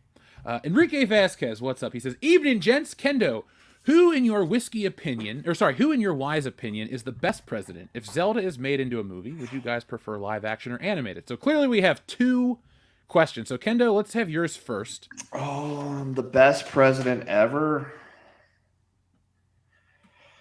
I know, and this is such a cop-out pick, but it's the right pick for all the important reasons, would have to be Lincoln. I mean, he did do, he used his wartime powers to dip into the, authoritarian rule of dictatorship and things like that. But in order to preserve the country, I guess he had to. I mean, he probably could have not suspended habeas corpus and all those things in order to keep the country together. But I mean, he presided over the country and guided it through the biggest crisis in the history of said country. So you got to give the nod to Lincoln. Yes, Washington was great because he was first and he helped get us up on our feet. I mean, you can make an argument for a couple others. I know people love to throw Franklin Roosevelt out there as one of the greatest presidents ever. Wartime leadership in World War II, yes, but I mean, his social policies didn't age nearly as well as they did, and he gets unjust credit for getting us out of the Great Depression when World War II did that. But I mean, gun to my head, I had to pick one. Clearly, it's Barack Obama. No, it's Lincoln. It's got to be Lincoln. Obama, you can't judge yet. It's too recent. Obama, you can never judge, remember? Well, there's that too. Yeah, so you can't. I cannot say anything negative about the policies of one Barack Obama. You should just keep his name out of your mouth. How's that? Because Michelle might come out with those arms and fucking whack. Yeah, she will face, fuck. Dude, she's buffer than he is. She will whoop your ass. I'll tell you what. In fairness, I will do my critique of Barack Obama's presidency on Monday. Will that work? Well, folks, you'll be off work, so come back and hang out with us then. Yeah. And as for the Zelda movie animated, live action, they'll fuck it up. You gotta go animated. That's fair. I'm gonna go animated as well because I just watched a video. Somebody did an animation of Link versus Pit. It was like Super Smash Brothers style, and it was so well done. And I was like, you know what? I would watch any Nintendo anime. But Legend of Zelda, like Ocarina of Time, would make a hell of a fucking 2-part movie. Yeah, it would. And that way, in the animated medium, you can have it without Link talking. You can do this crazy world without a speaking Link, just like in the game. Yeah, and that affords you a lot more flexibility to stay into the world of Link and in the game, as opposed to like doing a reality-based one where you have to deal with like real-world physics and shit like that, and it just won't look as good. Yeah, and Zelda is such a unique looking game. The last thing I want is for it to look like a bunch of assholes in cosplay. Like, you know, it's great when you go to a con and you see a pretty good Link, but it's just a pretty good Link. There's something about that design that doesn't translate to the real world. It's the hair, it's the eyes, it's a bunch of different... There really isn't a human that looks like that. Yes, adult Link is based off of Leonardo DiCaprio, but he's also got a pinched nose, giant eyes, and features that just don't exist on people. So I think to avoid any of those issues, you make an animated Zelda movie where Link doesn't talk. You have Navi or whoever you're going to do if you pick that timeline, and you just follow that. I say you do Ocarina of Time, or you do it like this. You do it where you set up an animated Link movie, and then you kind of create like a backdoor where you can tell all the Zelda games through all different animated movies. You don't have to change the lore or anything like that. You just kind of keep pumping out Zelda movies where you don't acknowledge that it's, you know, a different Link every time. You just kind of treat it as Link like they do in the, you know, in the commercials. Because no commercial tells you it's a different Link. None of these commercials are going like, oh, last time when you saved Hyrule, it was time. Now it's water that's, you know, flooding the land. And no, they don't tell you that. They just tell you Zelda's back. So, oh, Rune Drace wants Link to talk and say, "Excuse me, princess." Well, maybe. TLJ Screwjob, thank you very much, says, meant live action Mystery Incorporated, Nick, my bad. I believe you did see that message, Nick, and did address TLJ Screwjob. Yeah. Xavier to God says, my favorite Scooby-Doo is What's New Scooby-Doo and the original. What's New Scooby-Doo? Yeah, What's New Scooby-Doo is not bad. The original's always like, the original's the original. Yep. You have the way it was drawn on the old cells and stuff like that. It just, you know, it just feels like home. It really does. I would like to own an original cell of Hanna-Barbera animation. God, dude, I would pay some serious money for a Scooby-Doo cell. I really would. Just one. That's all I want. Well, when I can find some, honestly, if I see them and they're whatever, you'll get a cool gift. I mean, it's Scooby-Doo. That's your jam. That's Scooby-Doo to you is what Spider-Man is for me. You know? Yeah. It's our favorite thing in that way.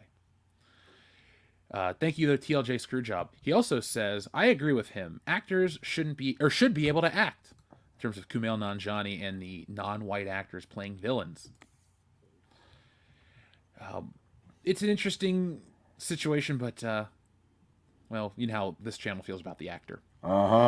Joey the Lazy One says, you guys should watch Scooby-Doo and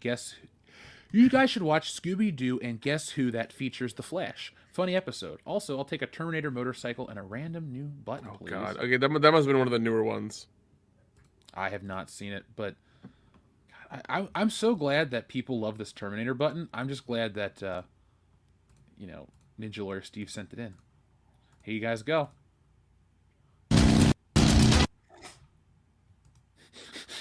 I just love that it never wants to fucking load.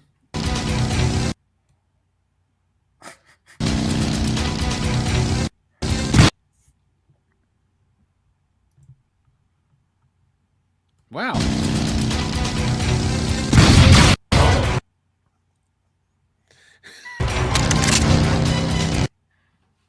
Wow! This guy's gonna survive.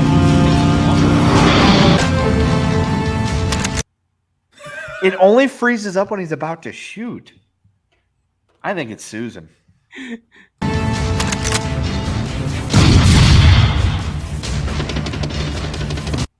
Poor guy. Oh man, make sure you download that and make it a button for next week. I will. There's one big button that people haven't requested yet. It's weird though. Another new button. Honestly, I just want to press this one again.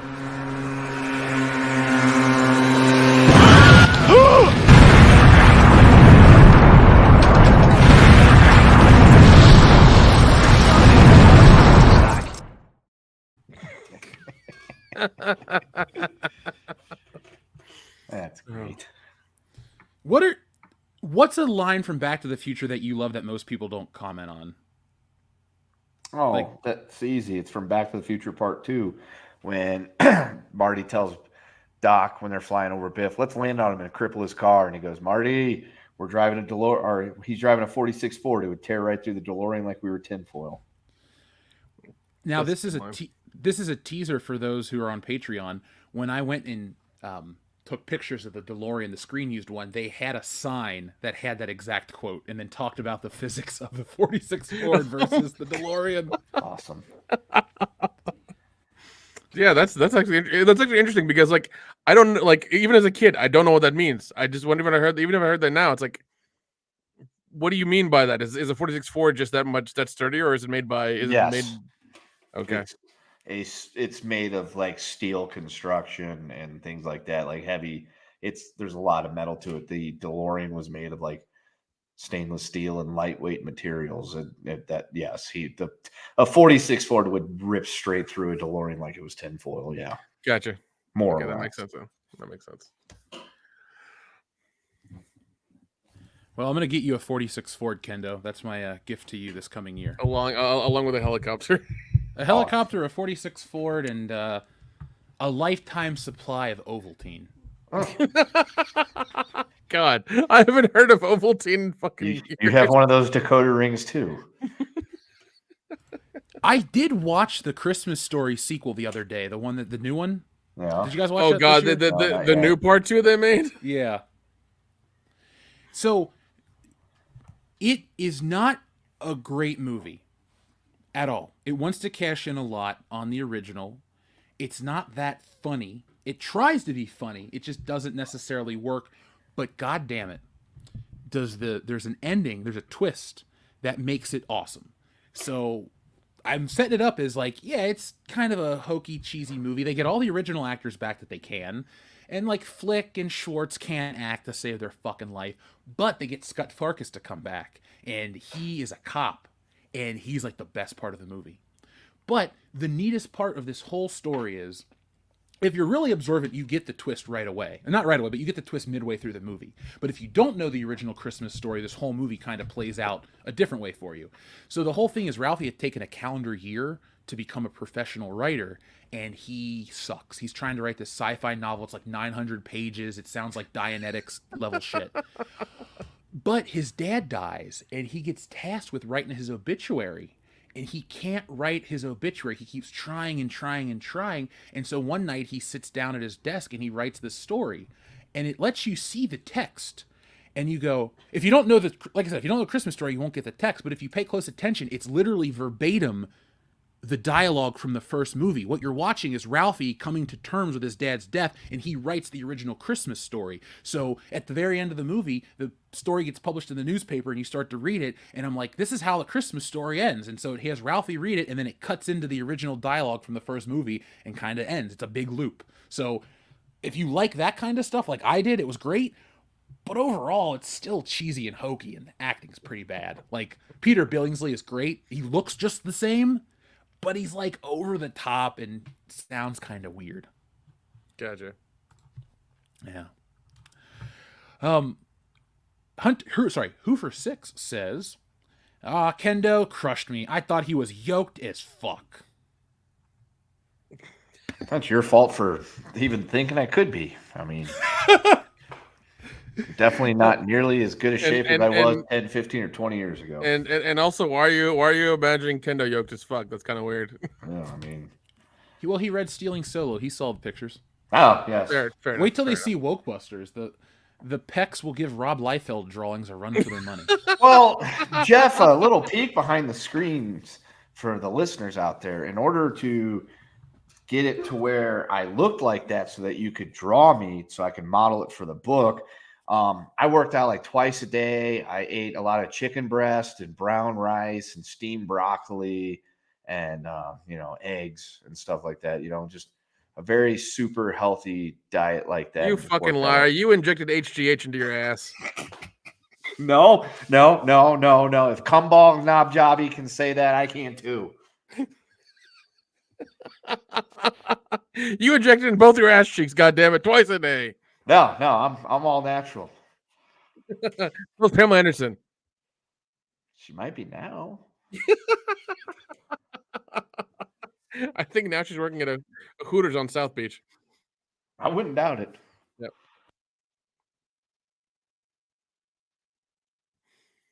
Yep. Hey, Jeff, you there, buddy? Oh yeah, sorry. I thought you could hear what I just said. No, man. I was responding to you. You're talking about her working at a South Beach at Hooters. I was like, you know what? I'll go there. The wings aren't very good, but then again, so neither is she. And I was like, all right, whatever. I was like, I guess I offended Nick with, not loving Pamela Anderson's modern day look. No, I just didn't hear you. Well, it's because I was muted, Nick, because I was coughing earlier. Fair enough. Oh, let's see. TLJ Screwjob. Let's go back to you real quick. Also says, where's TLJ Screwjob at? Because he said I had missed something about the robot. It was Schlemmer about music. his. Hang on, I saw it because I was keeping score and you went past that. I thought maybe you read it earlier. Talk amongst yourselves. Talk amongst yourselves. Talk amongst yourselves. La la la la la. For some reason, I can't all of a sudden continue the show, even though I know how to. Until I find it. Discussion topic. Never mind. I found it. He says, my fave is Scooby-Doo, Where Are You? I think because of nostalgia, first one I saw in late 90s, and it has a time capsule-ness, if that makes sense. It does. It does. That's why I fucking love watching Unsolved Mysteries. As a child, it scared the living bejesus out of me. Oh God! And does it when you ever hear that music, does not give you like PTSD It still does. whenever you hear it? Dude, You're even as an adult, hearing that original theme still fucking causing my toes to curl a little bit. But another thing I noticed the other day, because there's the fucking Film Rise channel that just runs it 24 hours a day. That newer theme that came along after like season 6, that's totally different. That's equally fucking creepy. But I never realized how creepy it was, because by season 6, I was like 13 or 14, so I wasn't as scared of Unsolved Mysteries as I had been as a Ute. So that's just, I don't know, but that I love watching that show, and I think that's for the exact same reason, because there's that nostalgicness, that tucking time capsule to the world back then, and all that good shit, and then and it still is extremely unsettling when they have a story about a murder or a disappearance from like 35 years ago, and there's no update on it, which means those people are still at large and missing. Yeah, now it's on Netflix. Netflix owns the rights, and they've made their own version of it now. Yeah, I just recently started listening to the Unsolved Mysteries official podcast, where they cover stories and things like that. The hardest one I started listening to was one about this guy. He's like, my house is haunted and this and that. The problem is, like, anytime somebody talks about like ghosts, I'm just like, because I don't believe in that shit. So like, in my head, I'm like scientifically explaining what they're actually dealing with. But I also noticed something the other day too. Like, whenever they show ghosts in those shows, they're always wearing plain ass fucking simple clothing that they probably wouldn't normally wear. Yeah, they've been wearing sheets. Right. Yes, they're wearing sheets. I saw Beetlejuice. I know what's up. Here's how you guys will know if ghosts are real and I'm haunting you. If you wake up and you see an apparition of me and I'm wearing like just like a fucking buttoned up shirt and like chinos. That's not me. Okay. That's a recreation for TV. If I show up and I'm wearing like fucking Adidas Sambas or Converses and some fucking cargo shorts and like a sports hoodie and a hat, yeah, they're ghosts are real because that's how I would fucking dress. So that's when you should be worried. Like if an apparition of me appears at the foot of your bed after I'm dead and I'm dressed in the way that you would expect me to be dressed, there you go, folks. Ghosts are real. Until that happens, second law of thermodynamics says they cannot exist. No. Fair enough. Way to spoil the fun, Kendo. Just being real, yo. I know. MPause, thank you very much for both of these super chats. I believe Kendo read the second one about Monty Python, but I will read the first one. Curious, despite not having an ego like Tony Stark, you reckon Bruce Wayne ever let a shred of ego slip through and be shouted because I'm Batman, as he gave Selena Kyle a facial? I think by Bruce Wayne, and this works both ways, by Bruce Wayne he means Bruce Vane. Is that an AIN or an EIN? I don't know, but Knox should. But also, here's the thing: like, if he was banging, okay, let's say he's banging Selena Kyle as Batman. Selena Kyle knew that he was Bruce Wayne, right? Bruce Wayne, Batman. She knew the secret, correct, or not? Eventually, yes, Selena. Yeah, eventually Selena Kyle knows who it is. Dude, if she didn't, I would play that up. It's like, oh, you need to go see my friend Bruce Wayne, and then bang her again. You know, Spider-Man used to do that, right? Did he really? He would fuck one woman as Mary Jane and the other one is, he would fuck the Black Cat as Spider-Man and fuck her off Mary Jane as Spider-Man. Dude, so I would. like, oh my god, I would play that. I would play that up. Like if it was Catwoman, shit. If I was Spider-Man, I would be 1980s Spider-Man, where I would keep my secret identity. Spider-Man would be with the Black Cat. Peter Parker would be with Mary Jane, and I would be like, look, and I would just live my life that way. Because I'm a superhero, Dude, and I can do it, goddammit. Yeah, because if you went on a vacation with Mary Jane, Black Cat's like, where'd he go? Why hasn't he called me? Well, the thing is, she can think I've been I could lie and say I was on a job with the Fantastic Four, or there you go. Doc, I was kidnapped by Kraven the Hunter. He buried me alive for 2 weeks, and then I came back. That's a real story. There you go. But why do you look more tan all of a sudden? What the fuck happened? No, see what happened was I had to go save some kid at the beach, and wouldn't you know it, the fucking Sandman was the beach, and he dragged me down into the lower part of the crust, and I had to fight. It was a bunch of bullshit. That's what it was. But I'm here with you now, baby. Yeah. I love the excuses. They're legitimate. Also, from MPause, he talked about what are our thoughts on Python humor. I didn't get a chance to chime in. MPause, I love Monty Python. I got the box set in the living room. I own a couple of the movies. I always preface this, or always say this, for as much as I love Monty Python, I don't go to the Holy Grail. I don't quote it. I don't think it's their best work by a long shot. It's a good movie. I don't have anything against it, but I've had so many people quoted at me over the years as a litmus test for like your intelligence. And I'm just like, look, there's other Monty Python that I've consumed. And so I just never found that one to be the one. I don't think it's their funniest shit. I think the TV show blows it out of the water and has better characters all the time. Yeah, I used to be into it a lot when I was a kid. I haven't watched it lately. I need to get back into it. It's a great show. We'll get together and watch it. Sounds good, huh? So Georgian says, WWE tried cartoons once. Wang has a video on it, and it's lost media because it was all online. It was reportedly based on McMahon's Kiss My Arse Club. Oh, what you're talking about, I haven't even seen the Wang video, but I do like that guy, by the way. Let him know we're fans. That's the Camp WWE cartoon that got taken off the network that's considered lost media. I've seen it. Yeah. That's not even their first foray into cartoons. They had the VHS tapes, remember? The Hulk Hogan Rock and Wrestling's from the 80s. Yeah, where I remember the first WWF cartoon. I remember I used to have the VHS tape where they went to fucking space. That one was terrible. Yeah. It's terrible, terrible content. And Brad Garrett is the voice of Hulk Hogan. So if you guys want to watch a cartoon where Raymond's brother is Hulk Hogan, there you go. But Georgian, I'll have to check out the Wang video in particular. But I used to watch Camp WWE all the time. That was great. Yeah, dude. No, they had the network and they really fucked themselves because they had WWE Studios. They could have done a couple horror movies with Kane, even the Fiend or whatever the hell the guy was they had for a bit. Oh yeah, they could have done a whole thing with him. Fucking missed that mark, man. You know. Yeah. Oh well, I'm. It's not my money that they burned, so. No, it isn't. But I'm just saying, like, because like we've gone to a lot of horror conventions, and like we'll see wrestlers there as well too. That's like you're missing a whole fucking market. Oh, Of dude, people who WWE are, is the king of missed opportunities. yeah, it's insane, man. It really is. It is. Thank you, Sir Georgian. TLJ Screwjob has too. He says, there's something my senior seminar professor mentioned, having a cutoff date of 20 years ago, since, as Kendo said, stuff after would be too current. Correct. Yeah, when judging history and historical events and leadership of nations and things like that, with the exception of like infamous ones that have happened in the past with a certain Yahtzee brigade and a guy that's not Russian. Well, he wasn't Russian, but he was also Stalin. Ha! So you can judge those pretty quickly about the impact that they had on their societies and the globe.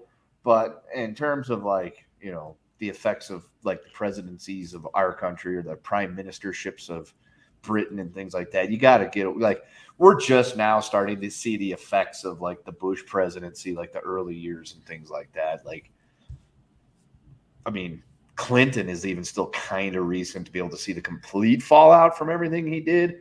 But yeah, like Reagan, you can start scratching the surface on Reagan and, Bush 1 and a little bit into the Clinton, years. But yeah, everything else is just way too recent because you don't know the full effects of what's all going to happen because of it. Take, for instance, Woodrow fucking Wilson and his complete rejection of fucking Ho Chi Minh at the peace summit for World War I. Did we know that it was going to lead to a communist uprising in Southeast Asia and a fucking boondoggle that killed 58,000 of our people? Thanks, Jack Kennedy and Lyndon Johnson. No, we didn't. That happened like 45, 50 years later. But, shit like that. Fucking Woodrow Wilson. TLJ Screwjob has a special message for you, Kendo. Fuck, marry, kill. Washington, Teddy Roosevelt, Abraham Lincoln. Oh God. Let's see. I could kill Lincoln because that would prevent a lot of the problems. No, I mean, let's see. You got to marry Lincoln because it keeps the country together and frees people in the true sense of freedom. You marry you. I'm gonna fuck George Washington, Jeff, because he is the father of the country. He was the one that helped get us to where we're at.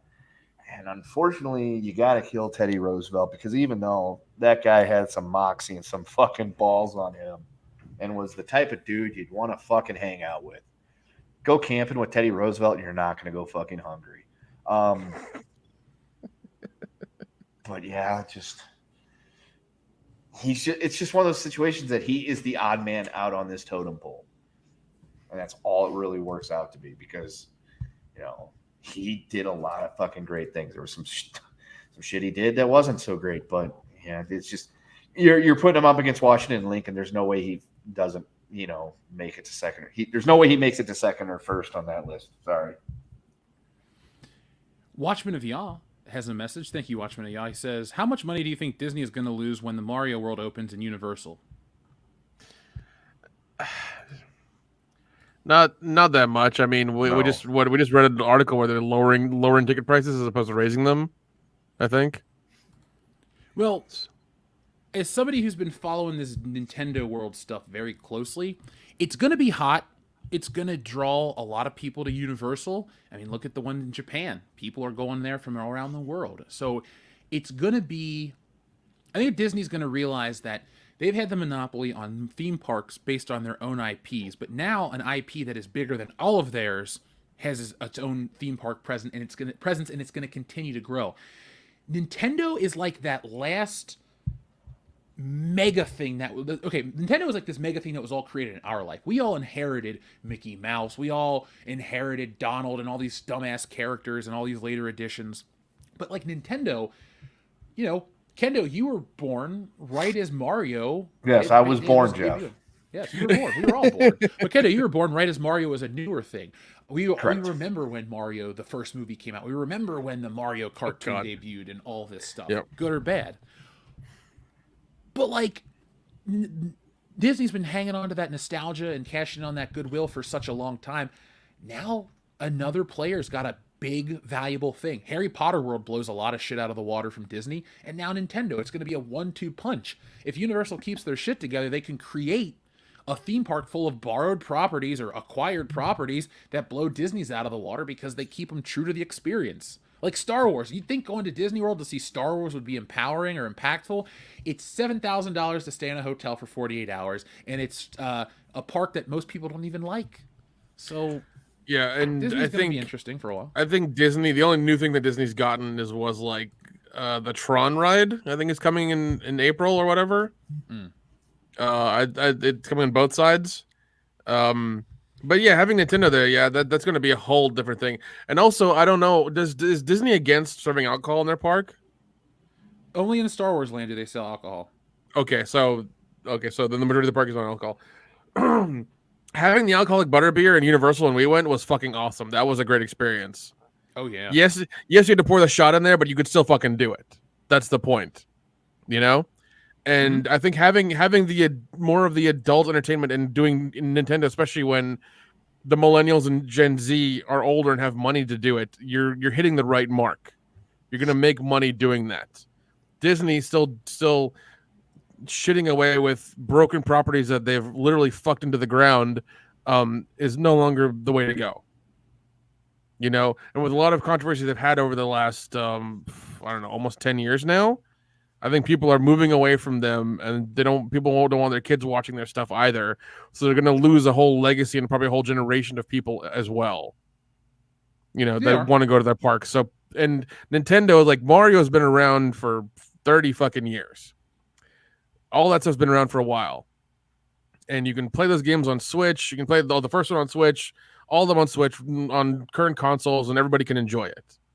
So you have that going. You have that going for it as well. The accessibility to get to Mario Nintendo is cheap, and then you want to take your kids to the fucking park, even better.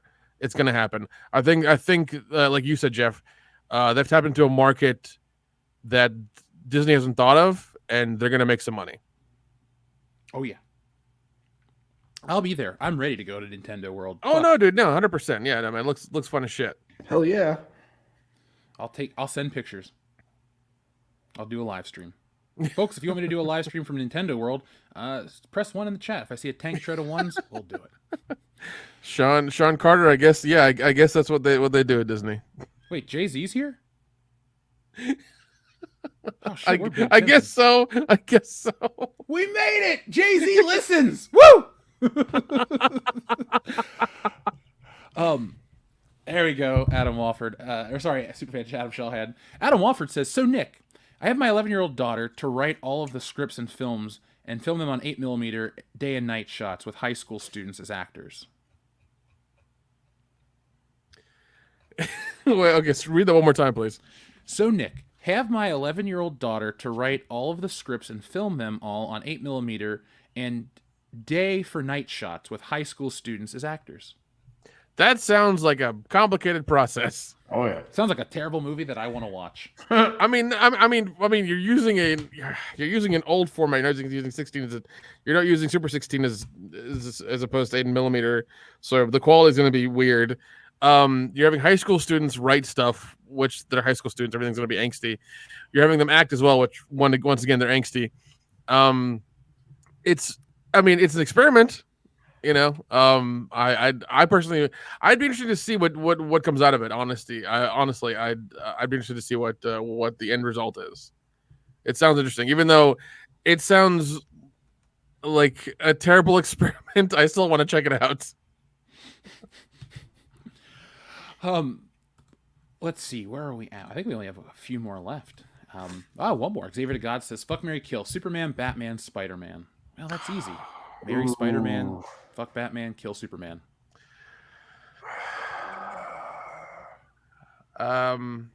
Marry Batman, fuck Superman, kill Spider-Man. Bastard. Fuck Spider-Man, marry Batman, kill Superman. Well, there you go, folks. WCBS has just ended its show because they're killing Spider-Man. Superfan Adam Shawhan says, "Happy Friday the 13th to you all. Hope to see you at Horror Hound." Well, I wouldn't promote Horror Hound, Superfan Adam Shawhan, because they don't respond. They're not a very professional organization to respond to emails for months from multiple people. So I know people are or dying for us to come hang out at a show, but like until they can fucking respond properly. And it's not like it's just us. This is across the board. My friend was one of the biggest vendors they have, runs a big business. He said, fuck him. He only goes to hang out. And I'm not going to fly across the country and spend $1,000 to just hang out at Horror Hound and pay them for that. No. You guys want to hang out with us? Come to WrestleMania. We're not going to go to Horror Hound unless they're going to provide a table. There is one in that area that's a comic convention. It's in Kentucky, though. It's around the same time. How far is Lexington from Cincinnati? It's a long... we'd have to stay in Lexington. Yeah. Okay. Horror Hound's great because, Cincinnati, everything's there. It's a much bigger experience. But, again, they just don't want to do stuff the right way. So... yeah, there's one called the Lexington Comic Convention, and it's pretty good. It's pretty big. They got a lot of celebrities there. I would check it out and see what's up, man. Yeah, I would. Maybe for next year if you wanted to.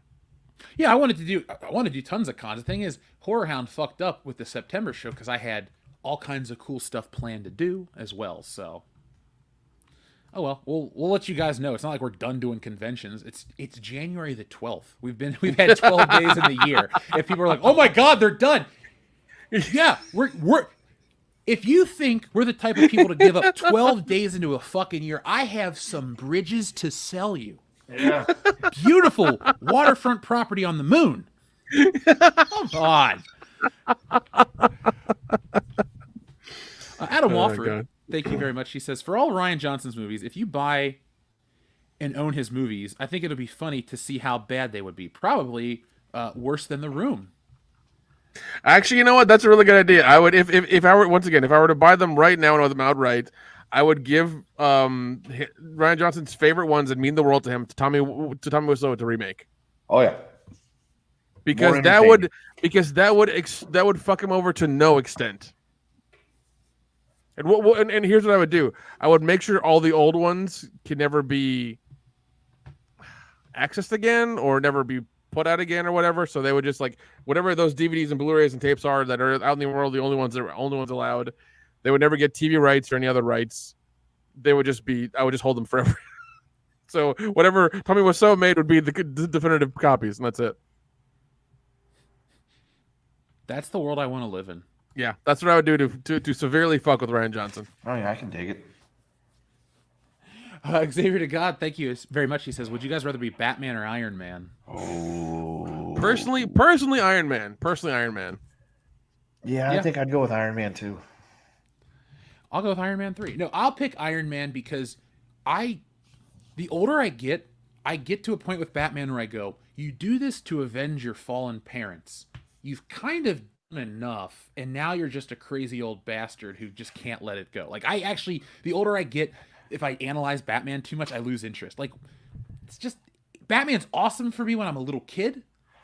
Batman's awesome for me with its different versions, but like whatever the modern, realistic, gritty, I'm gonna beat you up and break your arms and legs Batman is, I don't fucking care anymore. Batman ain't fun. I'd rather be Iron Man, be a drunk asshole, fly around in my suit, fuck women in the sky, go to alien planets, fuck women on alien planets. Like, why do you want to be Batman? He's got a cool suit and a cool car. No. I do like the dark brooding. Like I'm gonna break your arms and legs. Batman. I do like. Do it as that Iron Batman. Man. Go be a brooding asshole in your you don't have suit. to be an emo about it.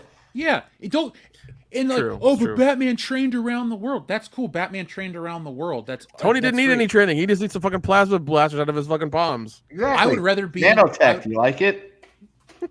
I'd rather be Tony Stark smart than Bruce Wayne smart. Tony Bruce Smark. Wayne is I'll be Tony Smark. There you go. That's my new name. That's Tony Khan's name, Tony Smark.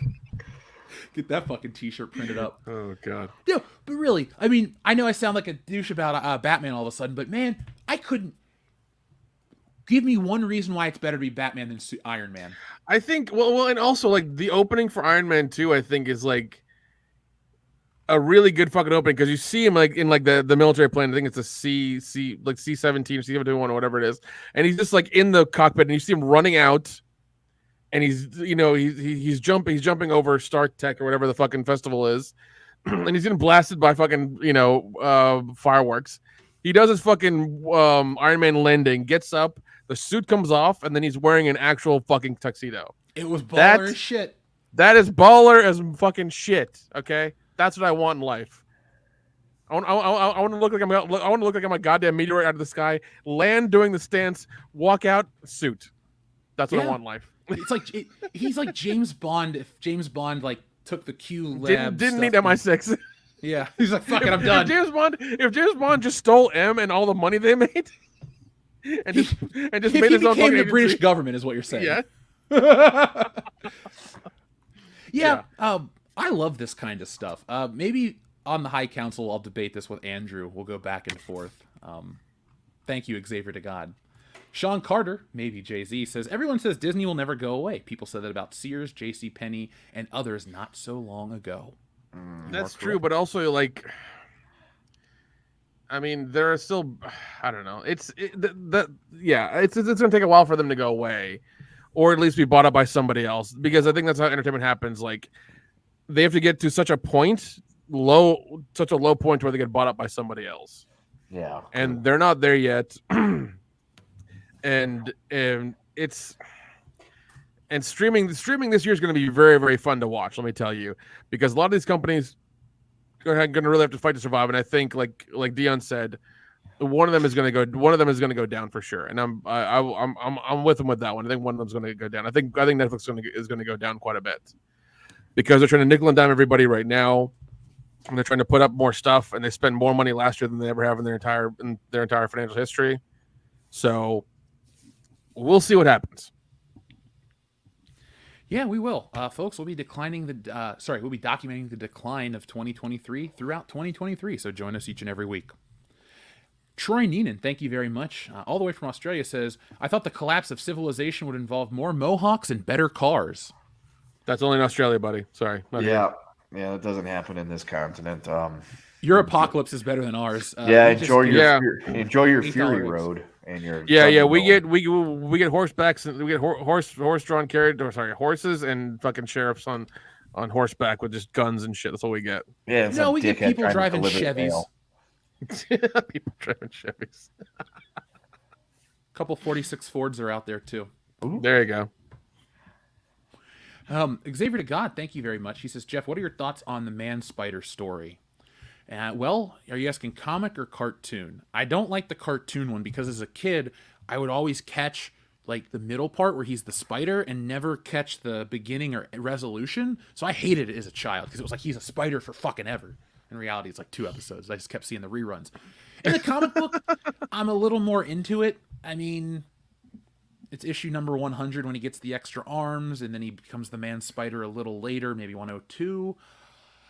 It's fine. It's one of those stories that gets way more attention because they make toys based on Man Spider. But when they weren't making Spider-Man toys, and there are huge windows of time throughout history where they didn't exist, there's no talk of Man Spider. It's kind of a one and done story. Only because in the 90s they needed to pick characters to make toys from. Did you get the first Toy Biz, and then the Spider-Man Legends Man Spider was part of the first wave. So that's really my thought of it. It's a character that pops up when they want to sell a new toy line. Do I like him? Not really. It's dumb. He becomes a Man Spider. But he still doesn't shoot webs out of his ass. What's the fucking point? It's like you're going to take it far, but not all the way. So, Watchman of Yah says, you guys going to watch The Last of Us this Sunday? No. I'm going to go with no. No. Can't say that I will. No. I already watched 2 episodes of Velma this today. I've done my due diligence for the fucking month. I'm done. Yeah, there's no more you can do. No, I can't. I watched a really good movie. I watched The Whale last night. It was a really good movie. I watched Velma today. Like I'm done. I can't do any more bullshit. Troy Neenan, thank you very much. Says, do you know the date of James Cameron's sex change? What the fuck? That's my favorite message of the night. You took the cake. Yep. We don't know the answer to that one though, but that is fantastic. Now, guys, I know we had a special surprise segment, but without Dion, it doesn't feel right. Do you think we should wait and introduce it next week? Yeah. All right, because Dion's got to be a part Hopefully, of it. well, I mean, yeah, we need our fourth horseman. Should we at least tell the audience what it's going to be, or should we yes, definitely tease them for next week. Yeah, just don't give it all away. Well, folks, if you look in the chat, I already told you what it is. So, or not, excuse me, go to the description of this video. You might be able to figure it out. But while they're looking around, is there anything else you'd like to say, Nick? No, man, free AO. Kendo? Nope. All right, so folks, thank you for watching. I'll be back. We'll have a video probably tomorrow, so be on the lookout for that. Go check out the Velma video. Go check out the toy videos. There's lots more coming. I have more footage, stuff to talk about, so that'll be hitting the your inboxes very, very soon. Also, speaking of inboxes or mailboxes, check your mailboxes. If you were one of the backers of Tits and Art for the autographed edition, well, yours has already been sent out. If you are a backer at the other level, everyone's book is going to get signed because Indiegogo screwed the pooch. They fucking... Well, hold on.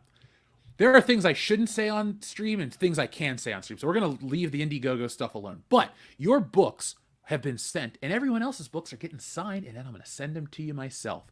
Maybe I'll even do a live stream since people like to watch that kind of shit. It'll be fucking boring. It'll be a stationary camera on a book, and I probably won't talk very much, but if you're interested, let me know. I'll do it for fun.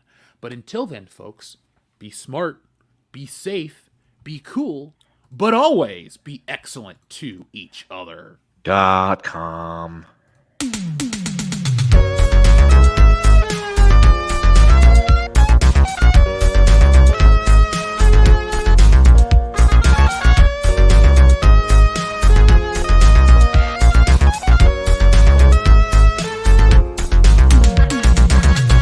When I say yes you love, you know the rules, and so do I. I feel commit, that's what I'm thinking of. You don't get this from any other guy. I just wanna tell